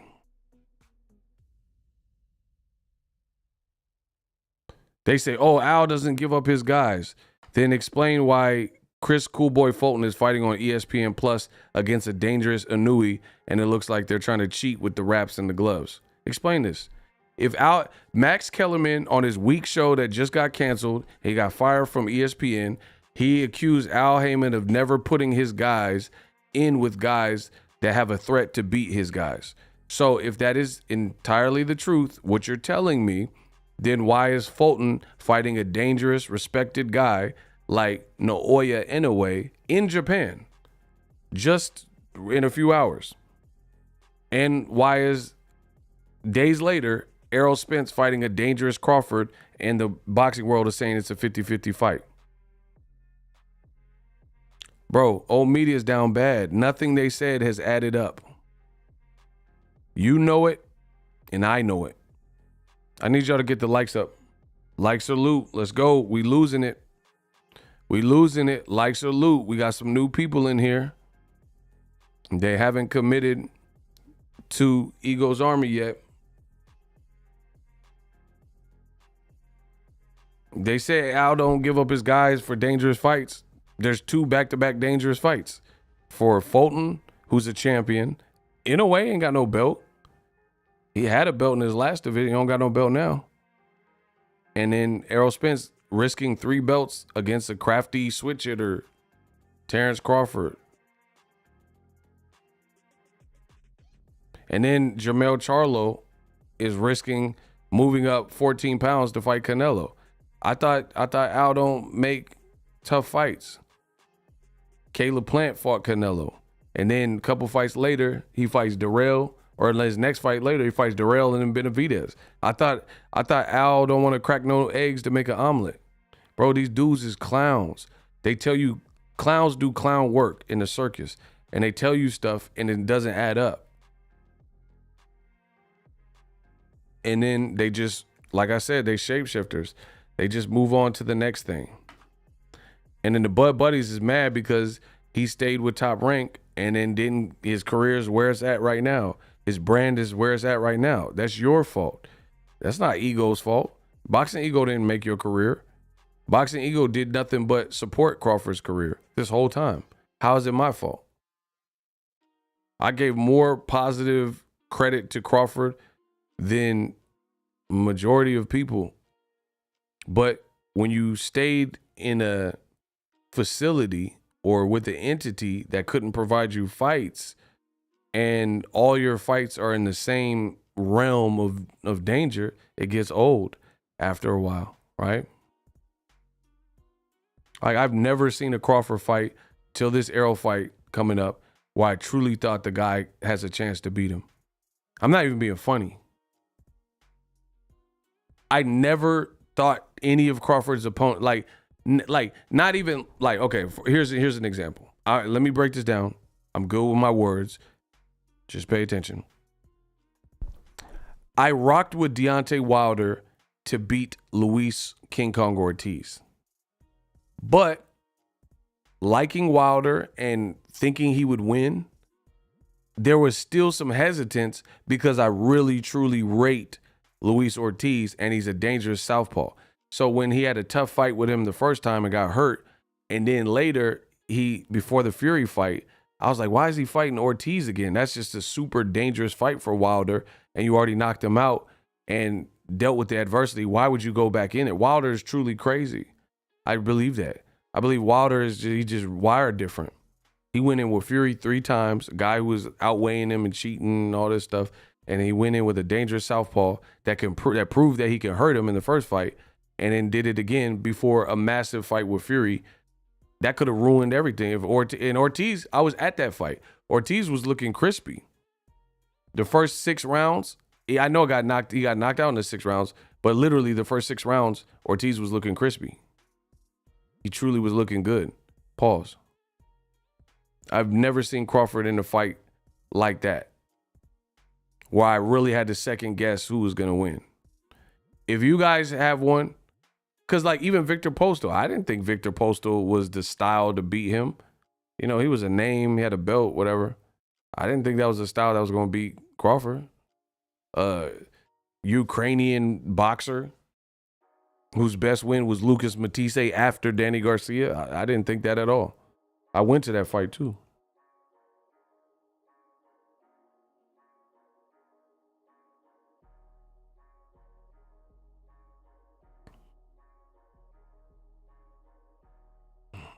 So Crawford, it seems like his team want to blame. They make the mistake and then they want to blame people for the mistake, but they don't want to blame themselves. Where does that? Where it must be an Omaha thing. That's the only thing I could think of. How do you make poor choices in your career or don't like? Crawford never really branded himself like other fighters. Like honestly, I'm not talking about like this fight because I think Crawford's doing a good job promoting this fight, this one. But let's use Jaron Ennis. Jaron Ennis is like an urban legend. He's 10 years younger than Crawford roughly. And he has like a videographer and a photographer constantly putting out imagery, chopped up edits over music, building his brand. On top of, I'm not even talking about the performance. I'm talking about promotion outside of you whooping guys. Is that true? If I go to Jaron Ennis's social media, he is using social media to show slideshows, carousels, videography, video edits, tapping in on Twitter. Oh, I just left. I know because I follow him. Jaron is like, oh, I just left church. Oh, I just did 20 rounds in the bank. I feel sharp.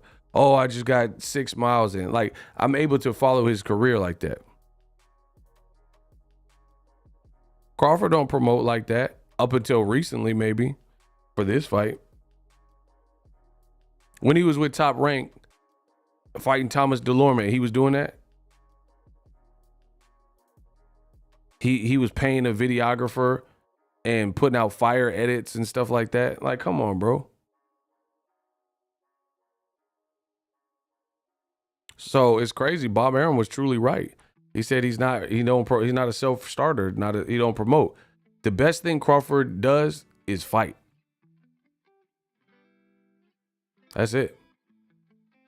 That's what he's good at. Fighting.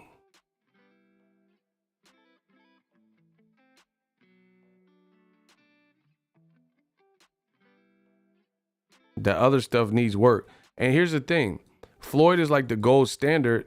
If Floyd had to do it, then I'm not giving no other dudes pass. Floyd is way bigger than Crawford's ever been. He's made more money than Crawford ever has in the sport of boxing. And he's still promoted. So I'm not giving no Floyd set the tone. I'm not giving no boxer a pass. If you don't want to uplift your brand, and then don't be mad when you're not getting the $10 million purses and 20 million guarantees.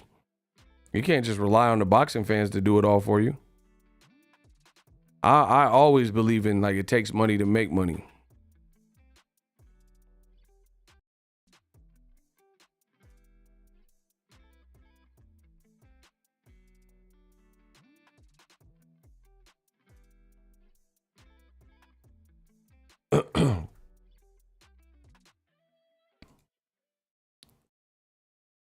Bud did bad business in the past, so now he's trying to use this one fight to make up for the past. Boom. Okula. Touche. Now we got action. Baju is self-marketing. He effed up. with the way he scrapped, he could have blew himself up. That's what I'm saying. Broner did. Broner, 4-division champion by the age of 24, and his whole run on HBO and Showtime was lit. Like, when, you know what I'm saying? When Broner was like the force, everybody was like watching. Hey, Pops, brush my hair.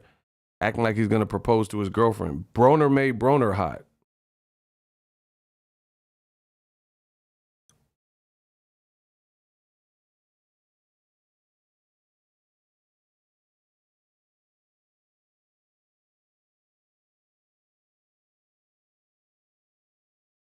Crawford's team, like, they just go with whatever Bud does. Hey, y'all want to see something? Listen, get to 400 likes. I'm going to show you a Crawford team blooper right now, Johnny on the spot, because I'm that dope. Listen, if y'all get to 400 likes right now, I'll drop the Crawford blooper on Fight Week. That is just hilarious to me. It's so funny. So I like Crawford, but his career is poop. Everybody likes Crawford, the fighter. It's just, that don't mean you made the right business. Listen, if you get to 400 likes, I'm going to drop the Crawford blooper on Fight Week. This is just funny to me. Y'all going to get this work.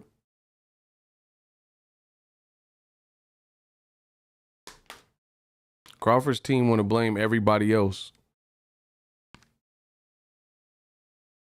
That's not the real world. 12 more likes, I drop it.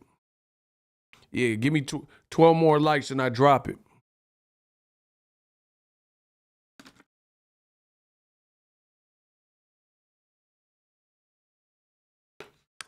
$12 more likes and I drop it. 7 more likes and I drop it. Y'all scared of this work. Where Kamal at? Kamal Oz. Are you still in here? Kamal Oz.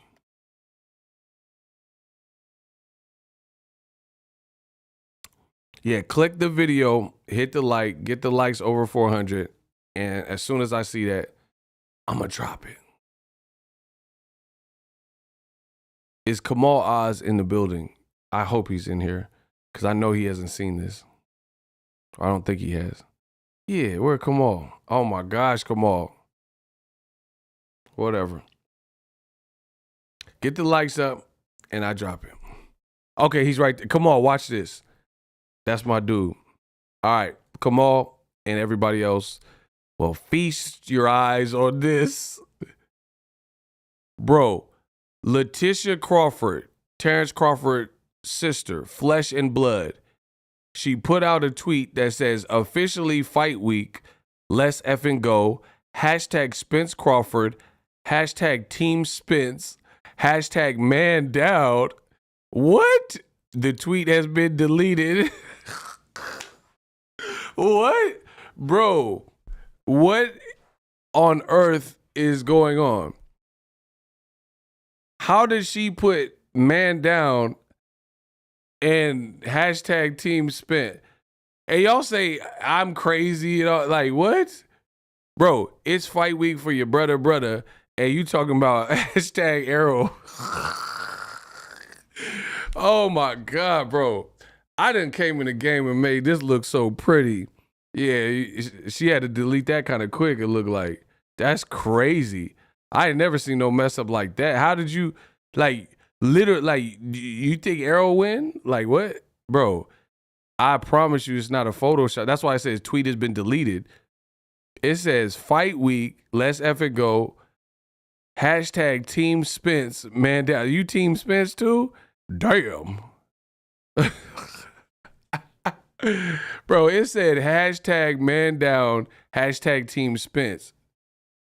I know that had to be a mistake, but come on, that's just funny.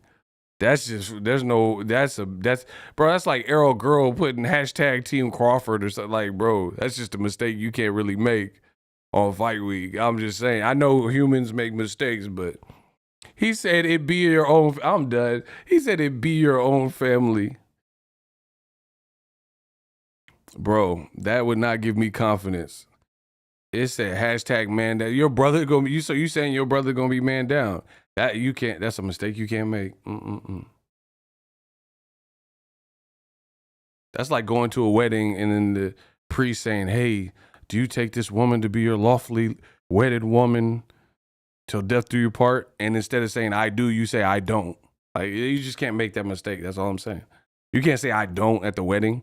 You was trying to exchange vows. You talking about "I don't." You had 2 words to say. 2 words, "I do." And you said "I don't." It's not looking good for you. I wish you had more time. This man, Byron, must be stopped. He says his family is the ops. I'm done. Crawford talking about, "Oh, I got a mole in the camp. Somebody told Errol I don't like hot sauce. Your sister put out the wrong tweet. But Boxingego the problem." All right.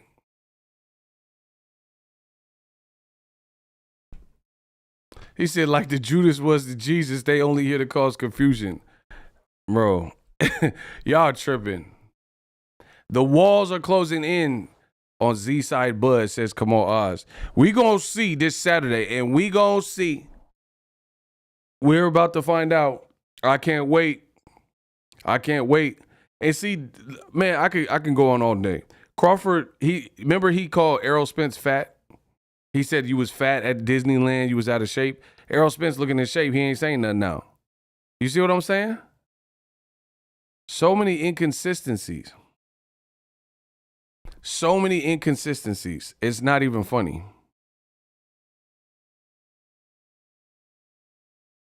So many inconsistencies with the camp. Like I said, I promise on everything I like, I would, if Crawford's team was just merely, we're going to whoop Errol Spence, we'll beat him down, he's no match for, I wouldn't even care about that.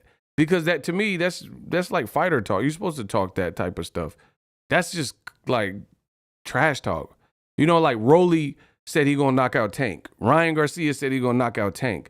None of them were really getting this level of like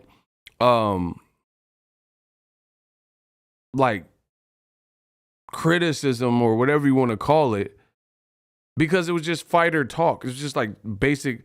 But if Rolly was like saying stuff like, you know, Tank is not he's a horrible fighter, then, you know what I mean, or he ain't done that. Tank's a media creation, and a million other things that didn't really check out. It's not gonna benefit you, bro, in the world of boxing. She must have accidentally copied and pasted the wrong thing. But okay, but even if that's probably what happened. But who does that? Who does that? Like, you're in such a rush to say let's effing go that you just copied and pasted something that messed up.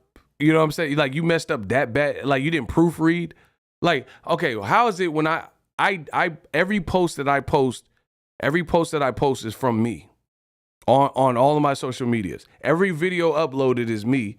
I don't be having mess ups in the title.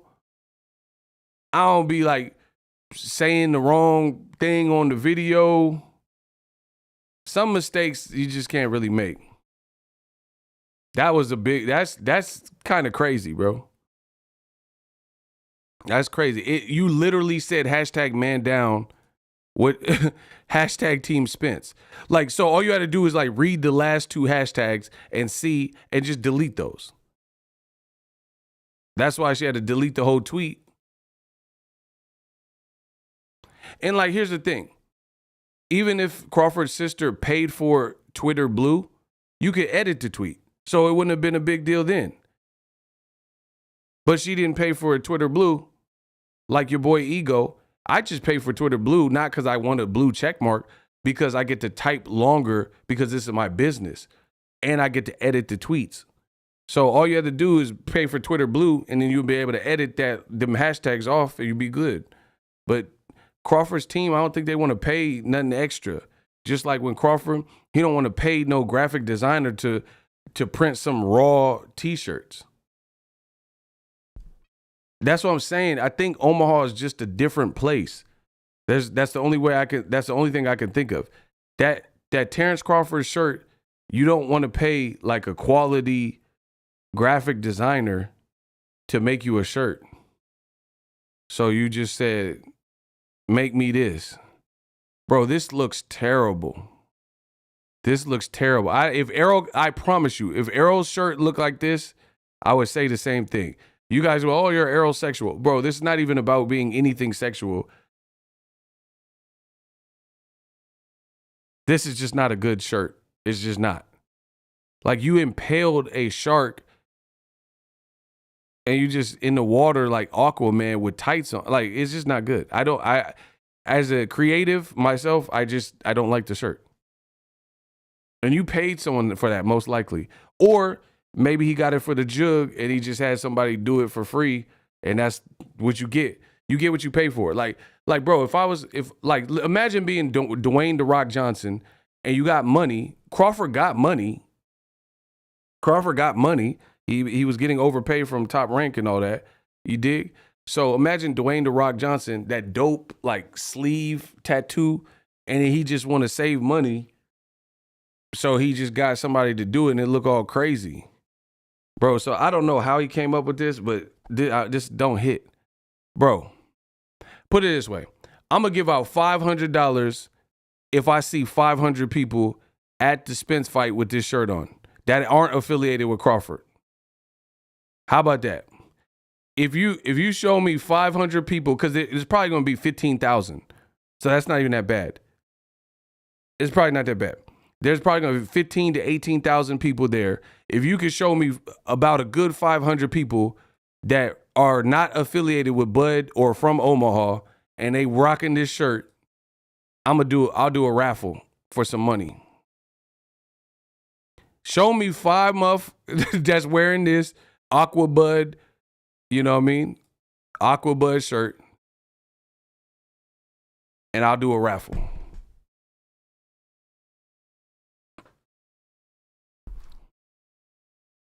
Kenya B. That's free money for all y'all. All y'all. I ain't from Africa. I'm from Crenshaw Mafia. All y'all. We got a $2 Cash App. You dig? That's because Bud's sister is the mole. Y'all tripping, bro. Them are iron-on shirts. I'm done, bro. Them middle of the mall t-shirts. Crawford went to a kiosk and said, yeah, the Bud Buddies finna love this. I say, bro, he went to the middle of the mall where you can get jewelry and belt buckles and said, the Bud Buddies finna love this. Wait till Omaha get a hold of it. Wait till they get a load of me. Like the Joker said in Batman. Where did he get those wonderful toys? Bro, Bud did a Jack Nicholson from Batman. He said, wait till Omaha get a load of me. Wait till they see when I come back with these shirts. Everybody. Bro, give this to Warren Buffett. Bro, give Warren Buffett one of these. And I want to see if he wear this out. You from Omaha, Warren Buffett from Omaha. Let me see Warren Buffett rock this in like a 3X. And then I'll give it credit for the design. Show me. I want to see Warren Buffett with a 2X Crawford Aquaman shirt. Y'all both from Omaha. You said it's going to be easy. Show me Warren Buffett. Bro, he's worth billions. He's worth billions, bro. Like 230 billion or whatever amount he's up to now. Show me Warren Buffett wearing this shirt, since you the king of Omaha and he the king of Omaha. Show me Warren Buffett in the Aqua Bud. And then I'll put some respect on the design.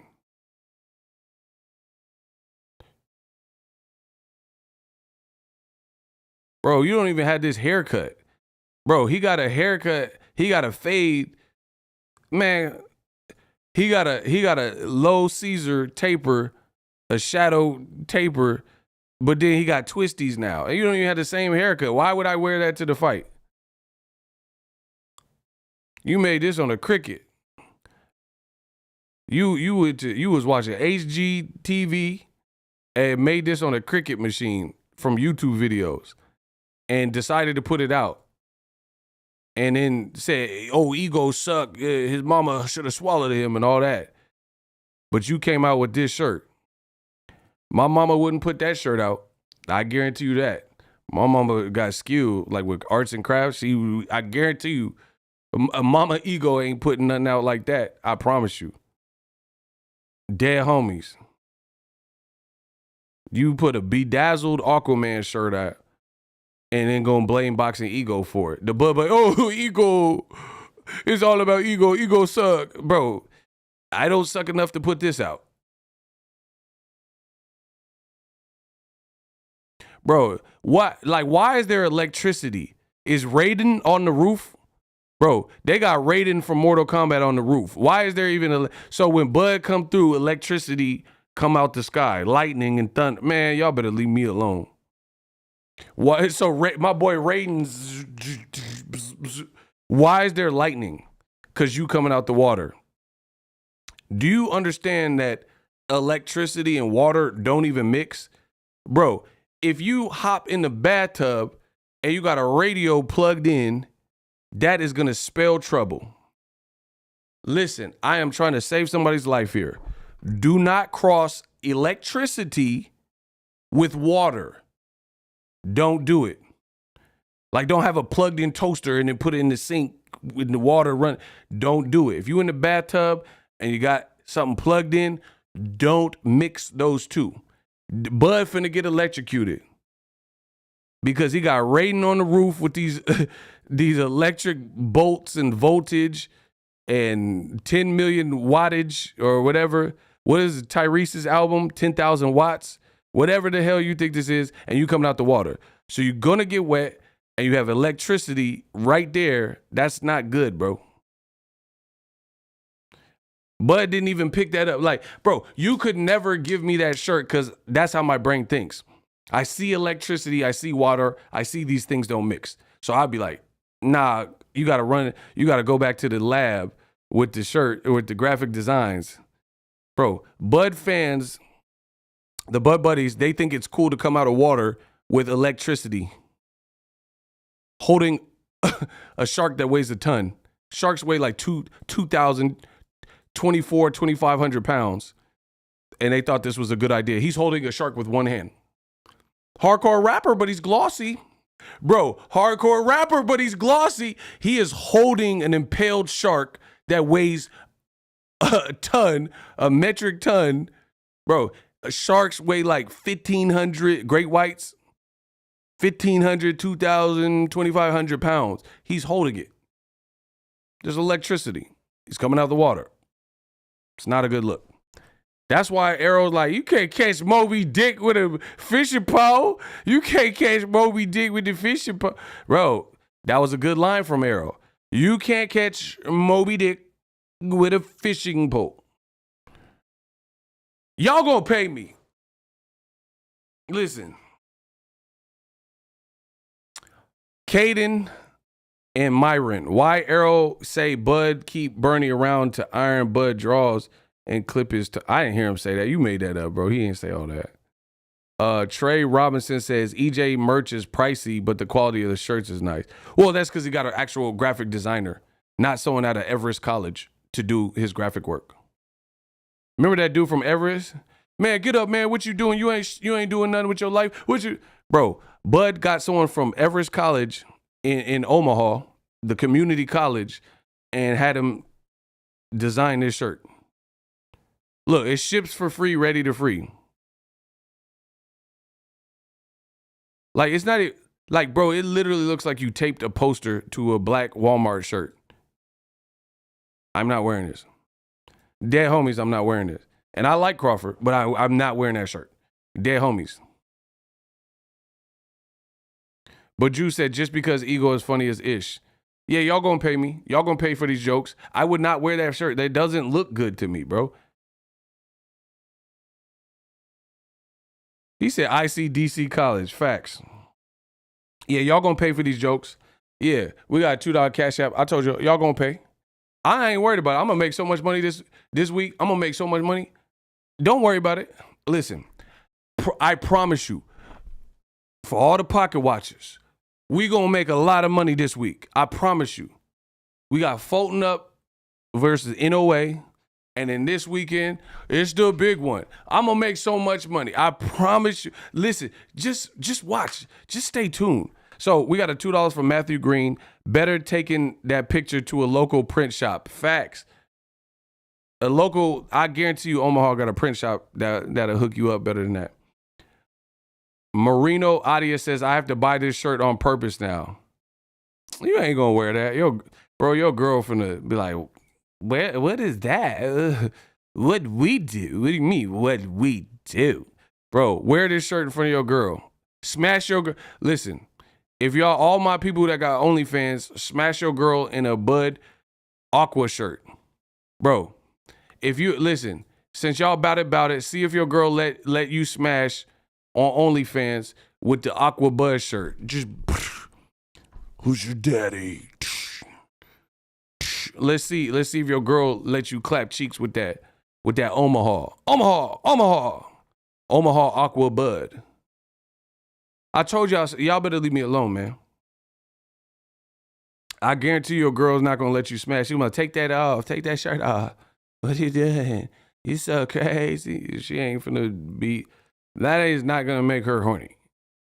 Let's just be real. That's not gonna make her Jeff horny. Get it, Jeff horny? Never mind. Listen, this is how my brain works. Y'all just got to deal with me.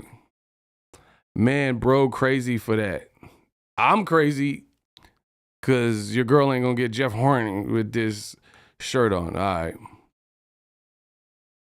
And but this shows that Errol is that dude because he literally is coming out the water with one belt. like, bro. You literally got your one belt. You just bring it to every. Like, remember, what's the kid Linus from Charlie Brown? What's the little kid that brought his blanket everywhere? Bro, this is Linus. You bringing his one belt everywhere. You like Teofimo Lopez when he had them little belts. He would bring it, bro. Teofimo when he had them little belts at lightweight when he beat Lomachenko, he brought it everywhere. The man was at Golden Corral, brought the belts. He went to Canelo's fight. He has his belt. Like, it's Canelo fight. How he got the belt at the Canelo fight? Bro, I was shook. I ain't gonna lie. Teofimo, like, Canelo was like, oh, I just beat Caleb Plant. I was born ready.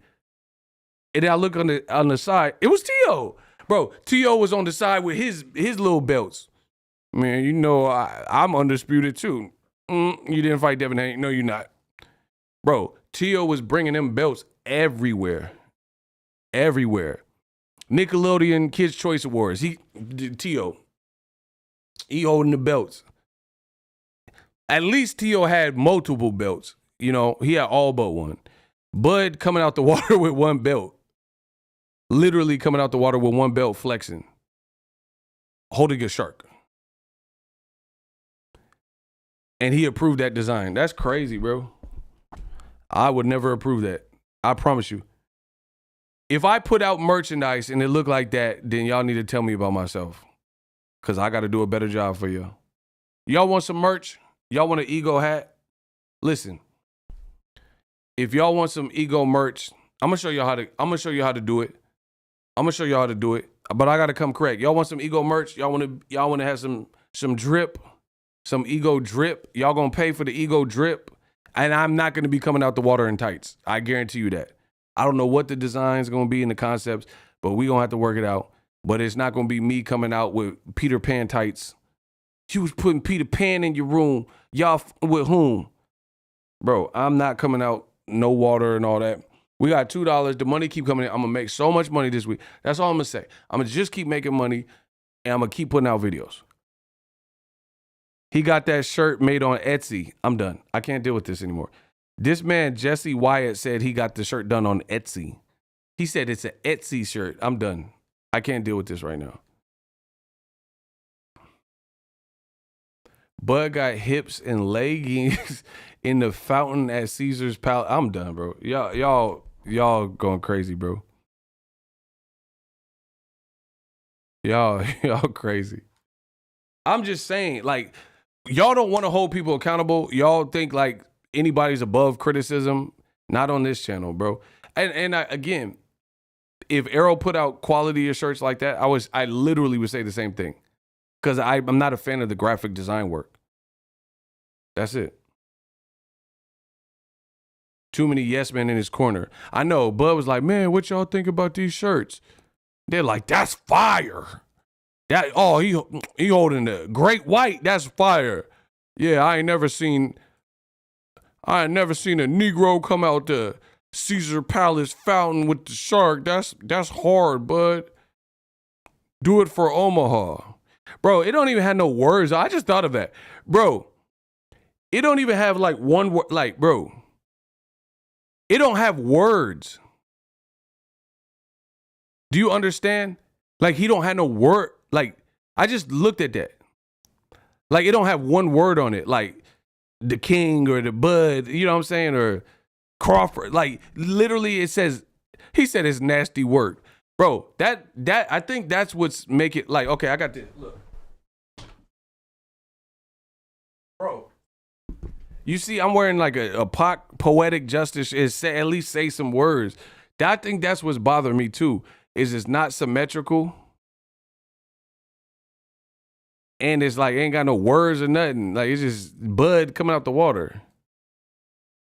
Nah, you should have put some words on that. It could have put Crawford or WBO champ or something, undefeated. Like I don't know, Bud season or whatever you want. Omaha's finest. You could have put Omaha's finest. I'm tripping. All right, bro. Whatever. Every time I start cooking, y'all say I'm tripping, and I know I'm not tripping. Wilbert Williams says you are the king of voices. $2 in the Cash App. Facts.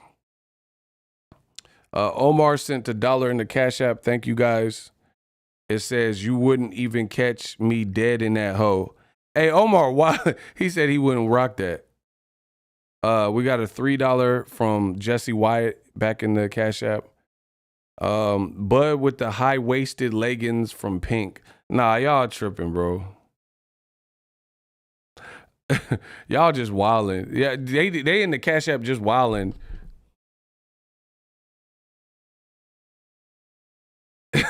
Hey, but you gotta chill, bro. I used to love that movie. He said Tom Hanks in Splash. Hey, I'm done, bro. That's the mermaid movie. Me and my sister used to like that movie. That and Mermaids with Cher. Y'all tripping, bro. He said Bud got a Wish.com shirt. I can't, bro. I'm buying an Aqua Bud and a Black Bart t-shirt 2 for $8. All right, kid, yeah, come on. Like, y'all got, listen. Y'all talking about flea market shirts now. Y'all wildin'. Y'all wildin'. Come on. Y'all crazy. Hold on. Kamal, let him get some. Kamal says in 2024, Jamie Kennedy stars in Omaha's Most Wanted instead of Malibu. He said he got a Dollar General shirt. Bud era. We gonna see on Saturday. I'm just saying, like, Bud's a multimillionaire. I feel like you have to have a standard for your brand. I would say that to anybody. Listen, if you're starting a brand, okay, let's say you want to do 20 hats. Don't do that. If you ain't got the money for 20 hats, start off with like 4, 2, 1. That'll be better. Listen, I firmly believe this. Quality over quantity. I've always believed in that.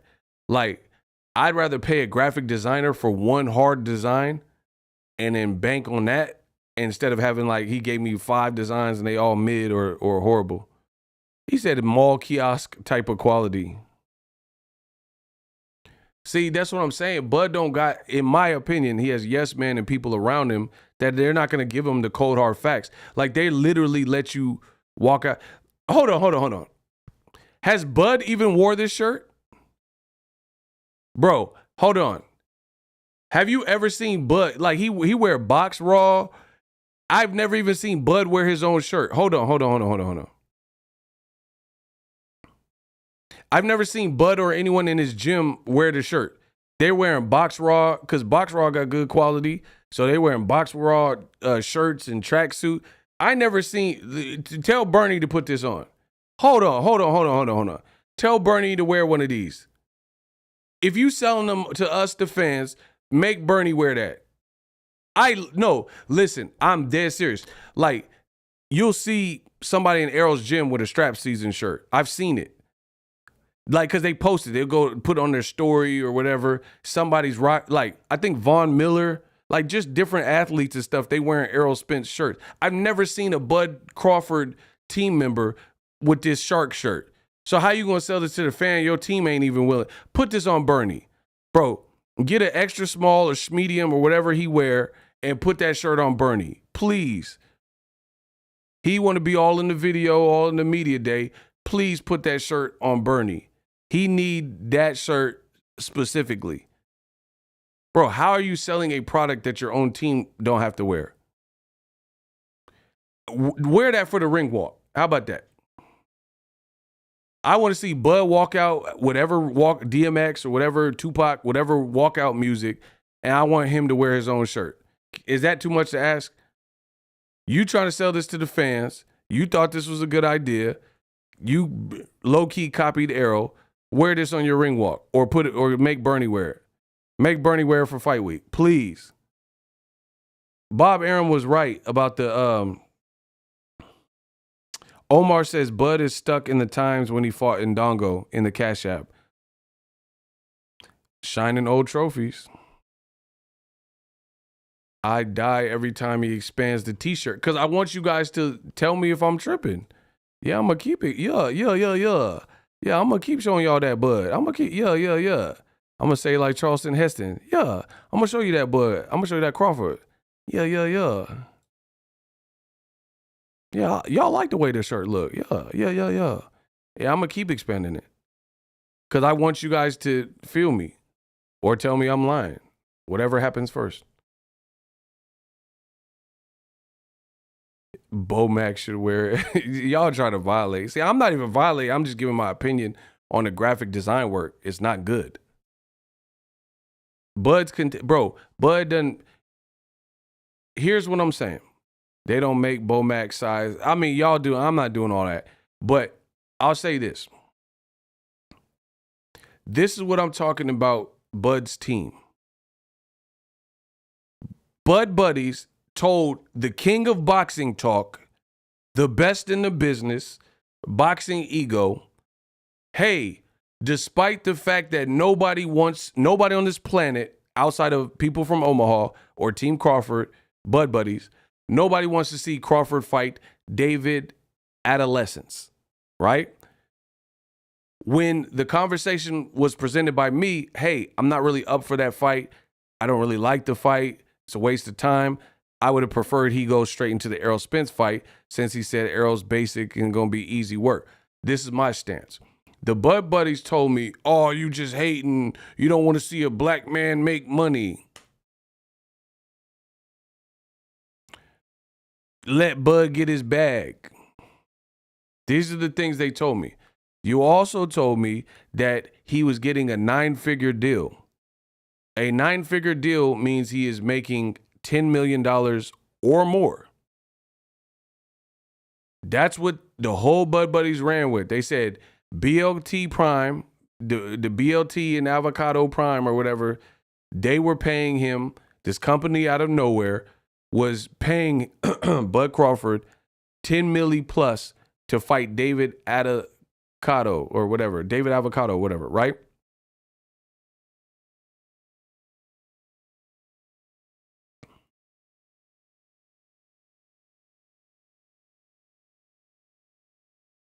You told me he made $10 million. So my question to you is, if he made 10 million plus, how is this the quality of merch that you're coming out with? Like, that's $10 million is a great sum of money. So if that's true, you're only willing to put like this much effort into your own brand. Bob Arum has to be right then. If you made 10 million plus in one fight against the guy who had no chance against the skill set of Bud, David Avanesian, right? And immediately following the biggest fight of your career off of making $10 million, that's what they told me. This is your best effort for a merch drop? Bro, there's fighters who, no disrespect to them, but like Vito Milnicki, he's not, in my opinion, I don't think he's making 10 million a fight or 8 million a fight. And his merchandise is cool. Like if you look at the stuff so that's, you guys understand what I'm saying? When we're talking about if Bob Arum was right or wrong, how could we say Bob Arum was wrong when he said Crawford don't do a good job of promotion, and he made allegedly 10 million plus in one fight, and before the biggest fight of his career, this is the merch drop that he comes out with. No other boxer in different pay scales, some of which don't even make $10 million or have never made $10 million, none of their merchandise looks like that. Errol Spence's merch doesn't look like that. When Amir Khan was fighting, his merch didn't look like that. Andre Ward's merch never looked like that. Triple G's merch never looked like that. Team Pacquiao never put out. Team Pacquiao's merch looked dope. It got like Filipino colors and Pacquiao logo. I've never seen this. Wilder's merchandise don't look like this. Canelo, he got the little cool CA stuff, Mexico colors or something. Caleb Plant got busting drip for his line. You just made 10 million plus on one fight, and you're not going to invest in something a little greater than this Walmart Gildan. You got a Walmart Gildan, and you blame everybody. I don't know. To me, that's crazy. The biggest fight of your career, you can't splurge just a little bit on a graphic designer. You know what I mean? And overall, I'm not mad at Bud's promotion. I think he's done a much better job promoting this fight than any of his other fights. But I'm just saying the effort, it means something. And see, this is why I say, to me, Bud's team seems disingenuous at times, because Bud is literally the same person who said the promotion could be greater. What? How are you? Hold on. Who are you to say a promotion should be better off the heels of BLT Promotions or whatever you was on fighting David Avanesian? Who, like, this is what I'm talking about with accountability. Y'all make no sense. How is Bud going to complain about Showtime and PBC's promotion and say, oh, it could be better, and, it could be greater if we were pushing each other? Okay, that, whatever. You didn't do none of that for David Avanesian, and you was fighting on BLT on Rye Bread or whatever network, and that promotion was horrible. So how are you going to say anything? How is the man that just fought on BLT on Rye going to say anything about the effort from Showtime and Al Heyman and PBC? Or the person who spent 10 plus years on Top Rank and never got promoted and sued him for not getting promoted and racial bias and all this stuff and not making the wages and not getting priority for being the quality fighter you were or are, right? And you talking about, oh, the promotion could be better for this fight. Bro, whatever Crawford's team deal is with like anti-PBC stuff is really weird, bro. It's really weird. They act like Steven Espinoza and Showtime and Al are like the worst thing ever. But they somehow trusted every move from Top Rank, even when Bob Arum was throwing them under the bus. Who is Bud Crawford to say the promotion is lacking, yet made $10 million in his last fight and he came out with this shirt? So Showtime's promotion and PBC's promotion is lacking. You never complained about Top Rank owned by a Jewish man, Bob Arum, Harvard graduate from New York. You never complained about his lack of promotion when you were with him. And now you're complaining like, oh, this promotion could have, it's cool. And he's making it like it's just okay. But this is a guy that's putting out shirts like this, and he just made 10 plus million. I don't get it. Like I said, maybe it's an Omaha thing. He said 10 million pesos. I'm just going off what they said. They said the reason he was taking his fight is because he was getting a tune-up and needed to fight last year, and he was getting a crazy bag. And the crazy bag was 9 figures. That's what they said. So that doesn't look like I just came off of one fight that paid me 10 plus million, and I'm coming out with a merch drop for my biggest fight ever. Who Matt G says, I bet that shirt take 3 months to come in. I'm done, bro.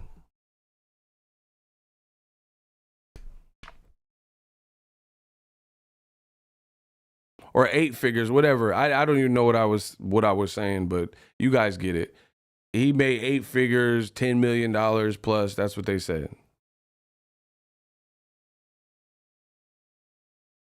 I bet that shirt, that's funny. He said, I bet that shirt take 3 months to come. And then he gonna say, oh, Showtime's promotion. You know, it's cool. And he don't want to commit to PBC if you catch that. The guy asked him directly, the guy he said, oh, why you say fight of my life? That guy that interviewed Bud. He said, are you a PBC fighter? Bud, non-committal. He said, I'll just say we're partners. Why are they so against PBC? And then real talk, PBC has been like super, they're not like deriding Errol Spence. They putting cool stuff out on Bud. They like hyping the fight, like real promoter stuff. Listen, I'm going to leave y'all with that. Has PBC shown favoritism to only Errol Spence in this build-up? Yes or no? I'm going to let the fans pick. In your honest-to-God opinion, has PBC shown immense favoritism towards Errol Spence over Terrence Crawford? Yes or no? Either yes, they've showed favoritism, or no, they've kept it fair and just promoted Spence Crawford as a product. Bud is a real self-hating individual. Okay, everyone says no, it's been fair. I agree. I don't think PBC has done anything that shows that Errol Spence has been their cash cow and this is Bud's first fight with them. But again, if you listen to him, like Bomac said, oh, you know, I don't know how this is going to go. It's our first fight with PBC. Why do you keep thinking PBC is against you, but you never acted like this when you had a Jewish promoter, Bob Arum, and Top Rank? What did PBC do? That's what I'm trying to get to the bottom of. What have they done? What has Steven Espinoza done? What has Al Heyman done? What has Brittany Goosen? What has PBC done? What has the social media team for Showtime or PBC done that makes you feel like it's y'all against the world? Because that's exactly how they act. And to me, it's out of nowhere. It's like a paranoia, if you will. Oh, it's our first fight with PBC. I don't know how that's going to. What do you mean? What did they do that let you believe that? He says Stockholm Syndrome. I mean. Now then, when you fighting a guy like Errol Spence and you're going up against Derek James, and then plus this is our first time fighting on PBC, so you know, we don't know how it's gonna go. What do you mean it's your first fight with PBC? You don't know how it's gonna go? Like any other fight. How do you say you don't? How do you say Terrence Crawford is Superman? He's on another planet to Errol. Errol is a media creation. Errol's a basic fighter. Errol sucks. Errol's out of shape. Errol's fat. Errol stayed at the weight class. Terrence Crawford is the bigger, stronger fighter. Terrence Crawford has the better ring IQ. Terrence Crawford is a switch hitter. And then you sound so uncertain saying our first fight with PBC. What are you talking about, bro? Your energy has switched. That's why I can't believe no energy that switches like this. If you, even his team trash talk Errol, trash talk Derek James. And then when it came to promotion, it was like kumbaya. Like, oh, we shouldn't have to bash each other to sell a fight. But you were bashing him when you didn't have a fight. So that doesn't make sense. Listen to what I'm saying, people. Listen to me. How is a man and a team going to bash a fighter with no signed contract? So in the foreseeable future, you don't know if you will ever even fight this guy because there's been no negotiations. How are you comfortable bashing them on Twitter, calling Errol Spence a drunk, saying he's stupid and DUIs and drove and flew through cars, saying you're going to outcoach Derek James, saying we're going to F that boy up, we're going to knock him out. yada, yada, yada. One person on Crawford's team said Al Heyman was homosexual. These are all true things. That was your energy when there was zero fight in place, no deal in place, no principle, no terms and conditions sheet. That's what you were doing. We all watched it. I can vouch for it. Kamal, Oz, Ricky Williams, the rest of Eagles Army, we all seen it. Fight gets signed.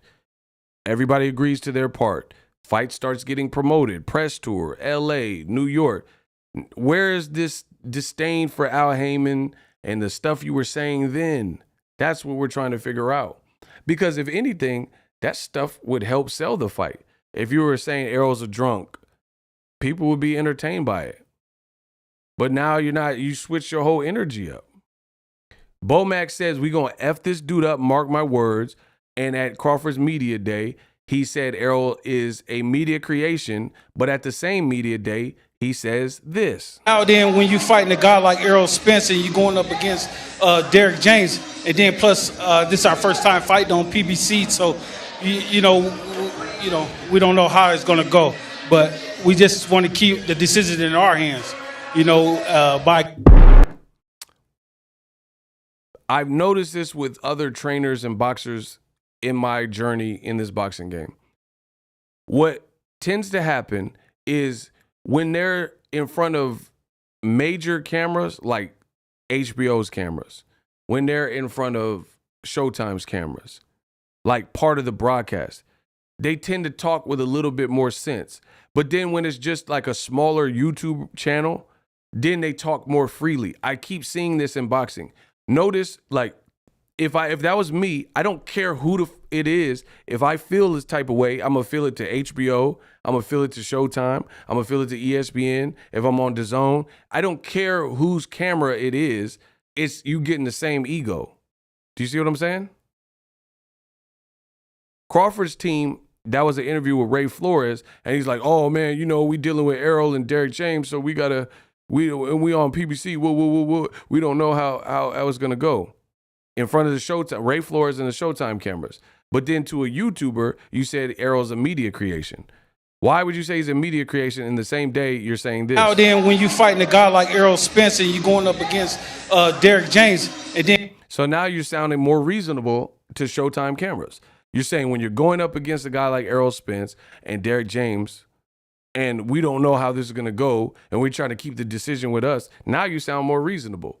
But then when you get on a smaller YouTube platform, then it's like, oh, Errol's a media creation. Oh, he ain't had no performances that impressed me. I mean, it's just too all over the place.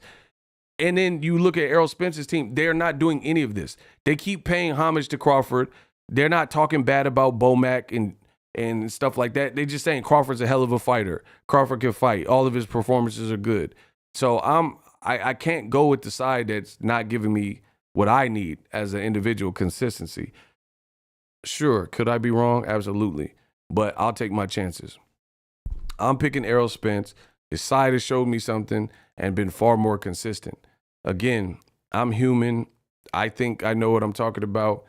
It's up to Crawford to prove everybody wrong. And we're going to find that out this Saturday, July 29th. But to me, I don't think confidence speaks in this manner.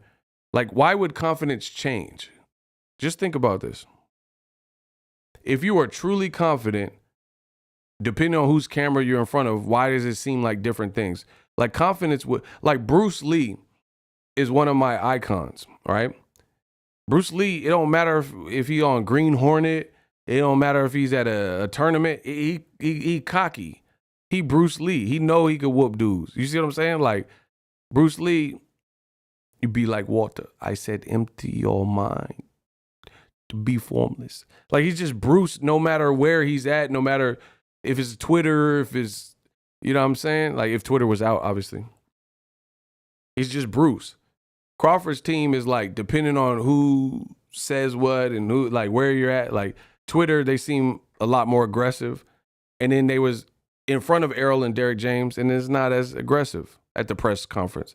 There was no pushing and shoving. I mean, the most Crawford did is touch the belt. He touched Errol's belt and said, ooh, this looked nice. But that was not no big violation.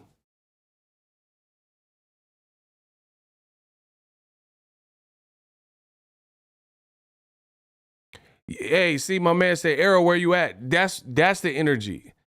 That's the energy. Where is that? Where's the Errol, where you at? I'm looking for your BA, blah, blah, blah, blah. You a HOE. I'm in Mexico looking for you in this water, but this is a big MFing ocean. I probably can't find you. Where is, that's the energy that would help sell this fight. And you're saying, oh, we don't have to trash talk people. What? I'm out. Hopefully you guys enjoyed the stream. Saturday is Judgment Day.